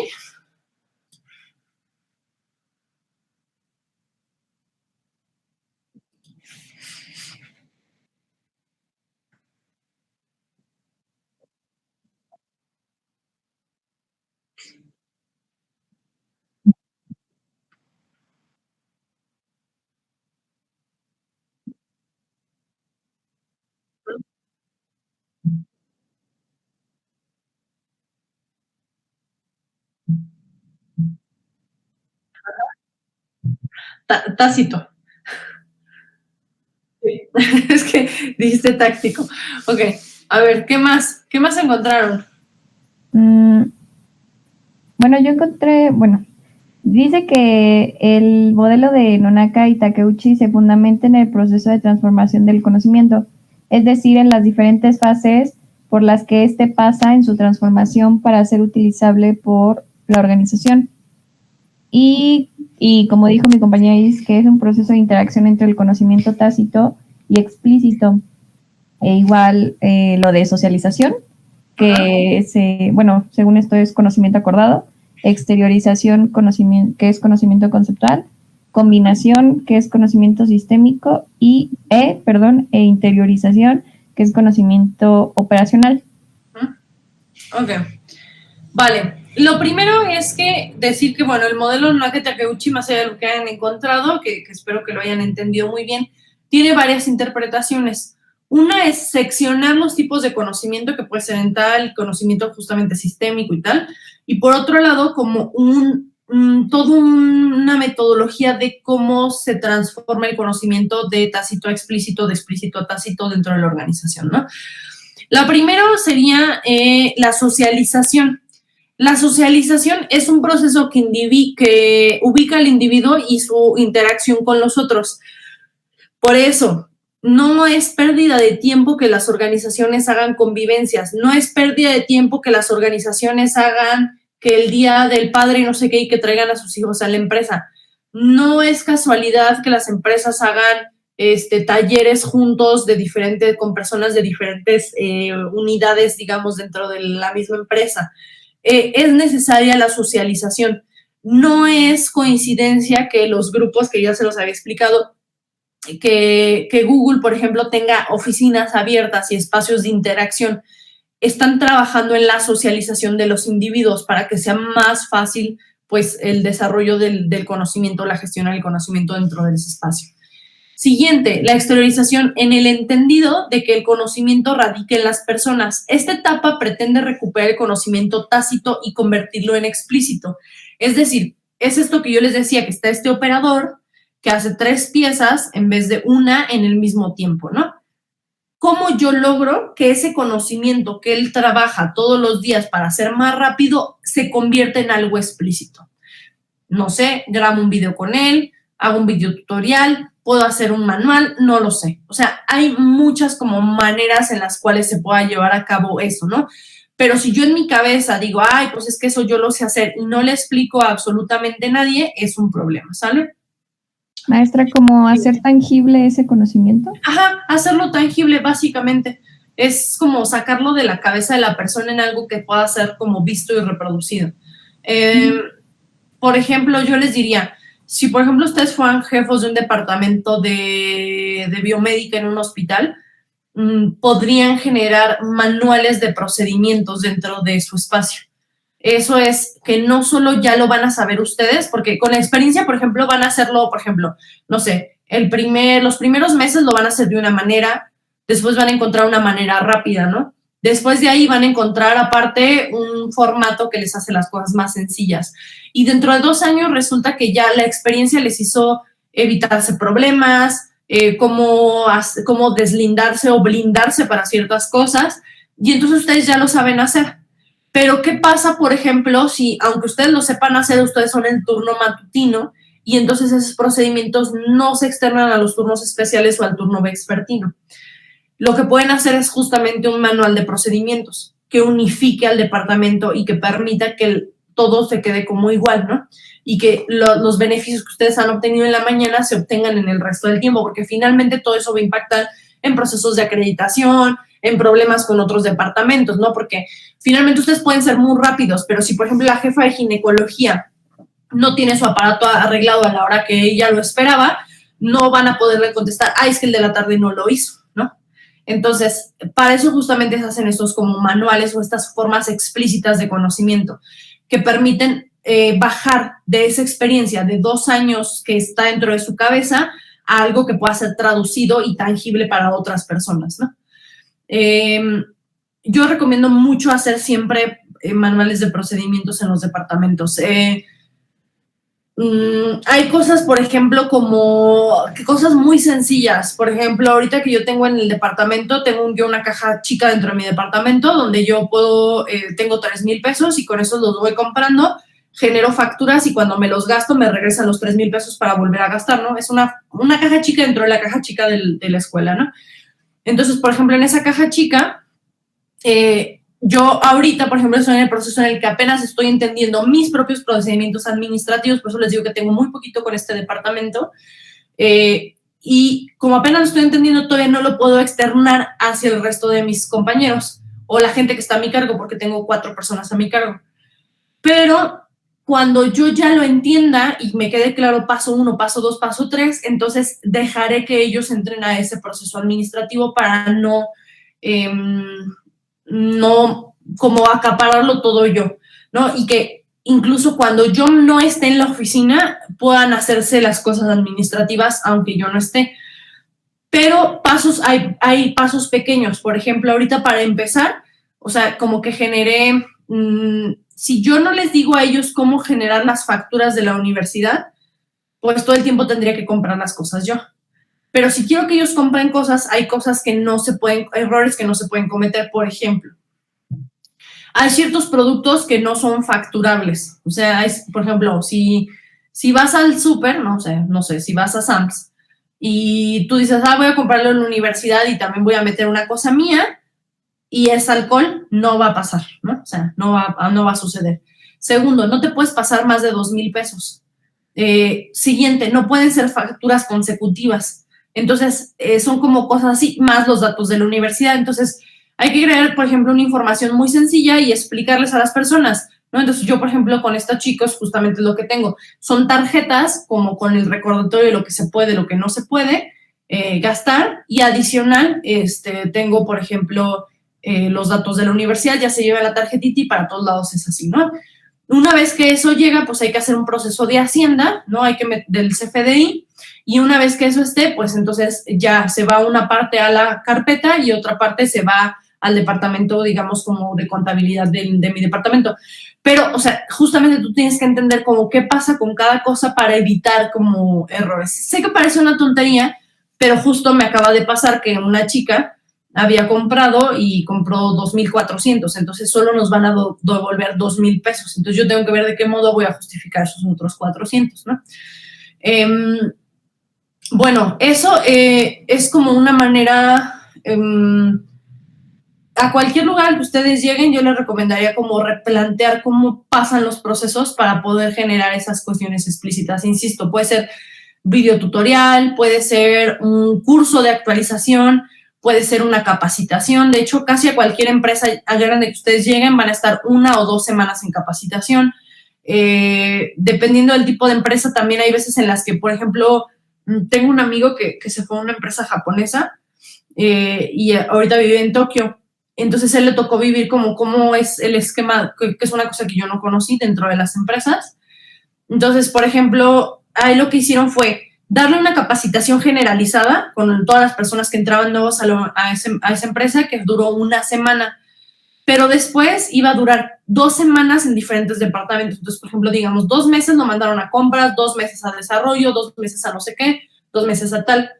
Y hay 2 evaluaciones. Una, la que él sintió y que considera que puede decir que es el mejor lugar para trabajar para él, después de haber pasado por los departamentos, que tienen que ver obviamente con su perfil, y una evaluación de los departamentos para ver la coherencia del perfil de él con ese lugar, como lo vieron sus jefes.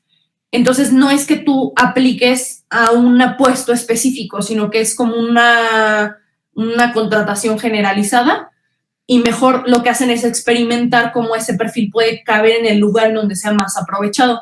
Porque las empresas japonesas tienden mucho, ya no tanto, pero de todas maneras hay un gran porcentaje de las empresas siguen teniendo una gran costumbre de que es un trabajo para toda la vida. O sea, los japoneses saben que entran a una empresa y están muy seguros de que van a durar ahí 30 años hasta jubilarse, ¿no? Entonces, como lo ven justamente a un término tan largo, pues lo mejor es que esa persona esté en un lugar donde la haga feliz, donde sea mejor aprovechable, y entonces hasta que no sea necesario como suplirla, ¿no? Entonces, ya no tanto, cada vez están volviendo más como de estilo occidental, pero sigue como esa tendencia, ¿no? Que me parece muy interesante porque es sacar como el mejor provecho de la persona. Ok, siguiente. Una vez que ya está entonces ese proceso, digamos, de exteriorización, es decir, lo estoy sacando al exterior, tengo el proceso de combinación. Esta etapa tiene que ver con el proceso de transformación del conocimiento mediante el intercambio de información y la combinación de esto con otras acciones como la integración de elementos físicos.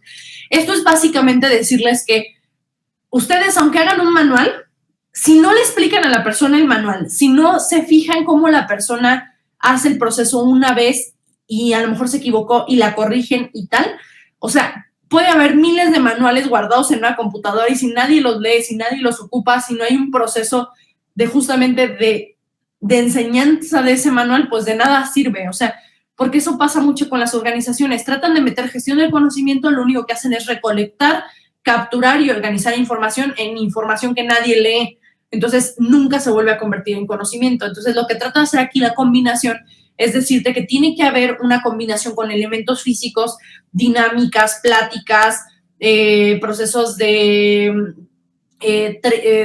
intentar y error y retroalimentación y tal, para que de verdad las cosas funcionen. Y por último, en proceso de interiorización. El proceso de interiorización dice que es cuando el conocimiento ha sido procesado, analizado y está documentado. Este debe de necesariamente pasar por una etapa que se denomina de interiorización, relacionada con el proceso de conversión de conocimiento explícito a tácito. Es el último paso.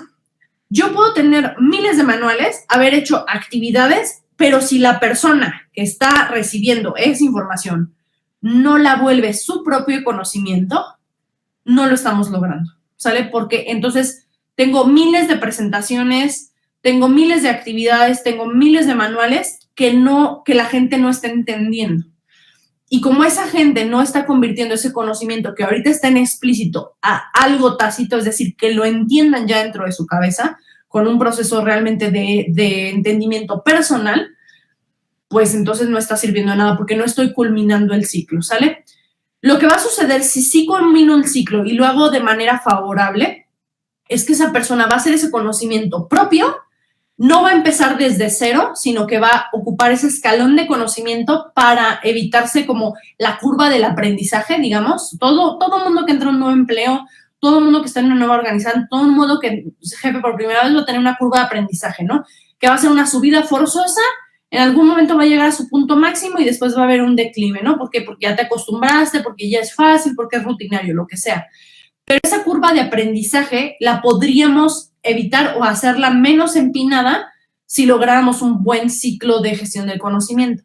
Si lo logro bien, quiere decir que esta persona no va a empezar de cero. Por lo menos va a tener herramientas para subir esa curva o va a tener un escalón, digamos, de ventaja. Y entonces sobre esa ventaja quiere decir que va a llevar más lejos. Pero entonces es un proceso continuo, porque esa persona sobre ese conocimiento va a generar nuevos conocimientos y tengo que encontrar la manera sistémica de que él sigamos extrayendo el conocimiento de esa persona que generó sobre el conocimiento anterior para mejorar nuestros propios procesos y que las siguientes personas adquieran información actualizada, conocimiento mejorado, procesos como más eficientes, etcétera, etcétera. ¿Sale? ¿Hasta aquí tengo todo claro? Sí, Miss. Sí, bueno, y también algo que pues yo he notado, por ejemplo, también cuando luego organizamos equipos, es que también hay que fijarse bien en los integrantes del equipo, ¿no? Y cómo trabajan, o sea, no le puedes poner a alguien que es, por ejemplo, muy artístico, a hacer algo, no sé, de lectura o numérico, cuando, o sea, no estás dándole lo que puede ser mejor y puede hacer un mejor detalle, y eso también es parte de tomar decisiones en un equipo, ¿no? Sí, fíjate que hay muchas cosas que decir sobre este tema que mencionas y que me parece muy interesante. Por un lado, tenemos una sociedad, México es una sociedad que está muy basada, más que en el conocimiento, está basado en los papelitis. Es muy triste porque existen personas que están sumamente capacitadas, pero que no tienen el papel que sustente esa capacitación. Y como no la tienen, o no tienen la experiencia o el papel literal que verifique su experiencia, pues se pierden de oportunidades, ¿no? Ellos de oportunidades y las organizaciones del conocimiento que puedan traer esas personas. Existen comunidades, por ejemplo, países como Dinamarca, donde tú te puedes encontrar una persona que cambia llantas ganando lo mismo que un profesionista abogado, por ejemplo. Y la gente ve eso como injusto. O sea, a mí me ha tocado, no sé si a ustedes les ha tocado y no sé, podrían no estar de acuerdo conmigo y eso es totalmente respetable. Pero a mí me ha tocado escuchar mucha gente que dice, es que a mí me costó estudiar mucho esto, ¿no? Y es como, o sea, ¿y tú crees que la persona que cambia llantas no le costó muchísimos años también hacerlo tan rápido? O sea, no quiere decir que porque tú estudiaste formalmente, lo que tú sabes es más valioso que lo que la otra persona sabe. Para mí es conocimiento, ¿no? Y como estoy muy metida en estos temas, para mí es como que conocimiento es conocimiento y es igual de valioso. ¿Por qué? Porque él sabe hacer algo que tú no sabes hacer, punto. Entonces, así como tú no sabes de leyes y contratas a un abogado para que te saque el problema, pues tú mismo no sabes parchar una llanta y contratas a una persona para que te parche la llanta, ¿no? Entonces, desgraciadamente nosotros sí tenemos mucha desigualdad en ese aspecto y eso obviamente genera muchas, pues como sinergias no tan agradables, ¿no? Sin embargo, también está asociado a nuestros sistemas educativos. Yo, para mí, más allá de que esté ocupada o no esté ocupado o lo que sea, para mí, por ejemplo, sería muy ridículo tratar de estarlos vigilando en casa. Para mí es como, pues, si ustedes están dormidos o están comiendo o están, pues, ustedes sabrán, ¿no? O sea, yo estoy aquí y si alguien quiere aprovechar lo mejor que pueda, adelante, y si les sirve, pues, qué fregón, y si no, pues, también, así. Para mí es así de sencillo. Y adicional, pero sí estoy de acuerdo que hay un sistema muy tradicional de uso, ¿no? O sea, yo siempre lo he dicho, de pronto tienes un chico con un montón de habilidades artísticas y los papás deciden invertir el dinero en el tutor de matemáticas porque va mal en matemáticas. O sea, en vez de invertirla en una buena escuela de eso que sabe hacer. Tengo un exalumno de diseño que puede ser un muy buen ejemplo, que él así toda la vida se la pasó sufriendo toda la carrera. O sea, yo me acuerdo de él y era así sufrir y reprobó dos o tres, o sea, creo que pasó, o sea, ya así, si reprobó una vez más física, pues lo sacaban de la carrera. O sea, de verdad, toda la carrera fue un sufrir, ¿no? Y ahorita el cuate, por ejemplo, y toda la vida él, desde que yo lo recuerdo, desde primer semestre, porque me tocó darle clases en primer semestre y después como al final, siempre fue muy bueno para hacer grafitis, street art, se la pasaba dibujando en la libreta y todo lo demás. Entonces, imagínense, o sea, podría parecer que como estaba estudiando diseño era un perfil muy adecuado, ¿no? Esas habilidades, y aún así sufría. ¿Por qué? Porque pues sigue habiendo una idea de cómo es como diseño industrial, y aparte el diseño industrial tiene muchos como herramientas técnicas que se tienen que, digamos, tener, que no solo tienen que ver con cuestiones artísticas. Pero bueno, este chico de pronto así como que le valió, o sea, dio el papel que sus papás le pedían y se empezó a meter en un montón de cosas. Bueno, el chavo ha viajado Canadá, Colombia, Japón. O sea, en Japón, por ejemplo, tuvo una galería completa con cosas de las que él hacía. Hace unas cosas increíbles. O sea, la parte del graffiti, por ejemplo, lo han invitado a Colombia, a Canadá, a intervenir bardas. O sea, viaja todo el tiempo con esas cosas. En Japón, por ejemplo, tiene como unos cuadros que tienen que ver con realidades aumentadas y efectos visuales, y esos cuadros, por ejemplo, se le vendieron súper bien allá, en esa galería. Luego después, por ejemplo, empezó a aprender sobre tatuajes, entonces ahorita trabaja como en un lugar, hace tatuajes increíbles, tiene un montón de seguidores en redes. O sea, creo yo que siempre él tenía unas habilidades específicas que nunca se aprovecharon, y siento yo que estuvo bien porque finalmente pues tiene un papel que le sirva para trabajar si en dado caso esto no sirve, pero también pienso yo qué hubiera pasado si esto lo hubiera hecho 4 o 5 años antes, ¿no? Pero eso es un pensamiento como muy personal, ¿no? Sobre como a qué invertimos en las habilidades, ¿no? Pero bueno, y esta otra parte relacionada justamente a la segmentación de para qué es bueno y qué es no. Yo estoy segura de que ustedes tienen compañeros que se la pasan cuando trabajan en equipos, así distrayendo a todo mundo, ¿no? O sea, siempre hay el integrante del equipo que es como, al rato, güey, vamos a tomarnos una chela, o vamos a jugar, o no sé qué, o está bromeando, lo que sea, y hasta después se sienta y se pone a trabajar. Sería un error tratar de que esa persona esté trabajando todo el tiempo con ustedes. Todos tenemos que aprender una cosa de autodisciplina y todos tenemos que aprender lo que son las responsabilidades compartidas. Y es pésimo cuando en un equipo tenemos una persona que no hace su parte. Es correcto. Pero también todos tenemos personalidades distintas y habilidades distintas. Y si queremos ser buenos y tener buenos resultados, lo que tenemos que hacer es segmentar el trabajo de manera práctica. Es decir, si yo sé que este cuate lo único que tiene son como buenas ideas y no sé qué, ok, vale, si te vamos a tener distraído el resto del tiempo, pero son 10 minutos muy efectivos, dejémosle hacer en esos 10 minutos algo increíble, ¿no? Si yo, por ejemplo, tengo una persona que es muy buena con la ortografía y con no sé qué, pues bueno, pongámosle a hacer tal cosa, ¿no? De pronto queremos dividir el trabajo en 5, decir, son 10 páginas, pues divídelo en 5 porque somos 5 integrantes. Entonces no están haciendo una división por habilidades, sino una división por cantidad de trabajo. Y eso es pésimo, ¿no? O sea, no es la mejor adecuación. Si yo, por ejemplo, tengo trabajadores y más, o sea, una cosa son las calificaciones, o sea, hay cosas por las cuales que hay que cumplir en calificaciones, que es, pues yo necesito titularme o yo quiero una especialidad al extranjero. Por ejemplo, si yo quiero una especialidad o posgrado en el extranjero, me van a pedir forzosamente una buena calificación. Pero hay lugares en los que no necesariamente es indispensable la buena calificación. Pero allá afuera hay gente que pudo tener 10 y se convirtió en 0. ¿Por qué? Porque no adquirió otro tipo de habilidades que le permiten presumir todo eso que sabe, ¿no? Y hay gente que tiene 0, ¿no? En la universidad, pero tiene habilidades sociales que le permiten que ese 0 se convierta y se multiplique en un montón de cosas. No, bueno, no ese 0, el 1 o el 2 o el 5, si quieres. Entonces, creo que hay que saber cómo a qué invertimos como nuestro tiempo y cómo dividimos el trabajo de la mejor manera. Si ustedes van a estar al frente de personas, yo les recomiendo ser muy sensible en más que cantidad de trabajo dividida de manera igual, divídanlo por tipos de trabajo. Es muchísimo mejor. Y yo, por ejemplo, nunca he estado a favor de los esquemas verticales en los cuales yo soy jefa y ustedes están debajo. No, son esquemas horizontales donde mi trabajo es este, pero tu trabajo es este, pero tu trabajo es este, ¿no? Y entonces todos colaboramos y cada quien cumple con su parte. No es un esquema jerárquico, ¿sale?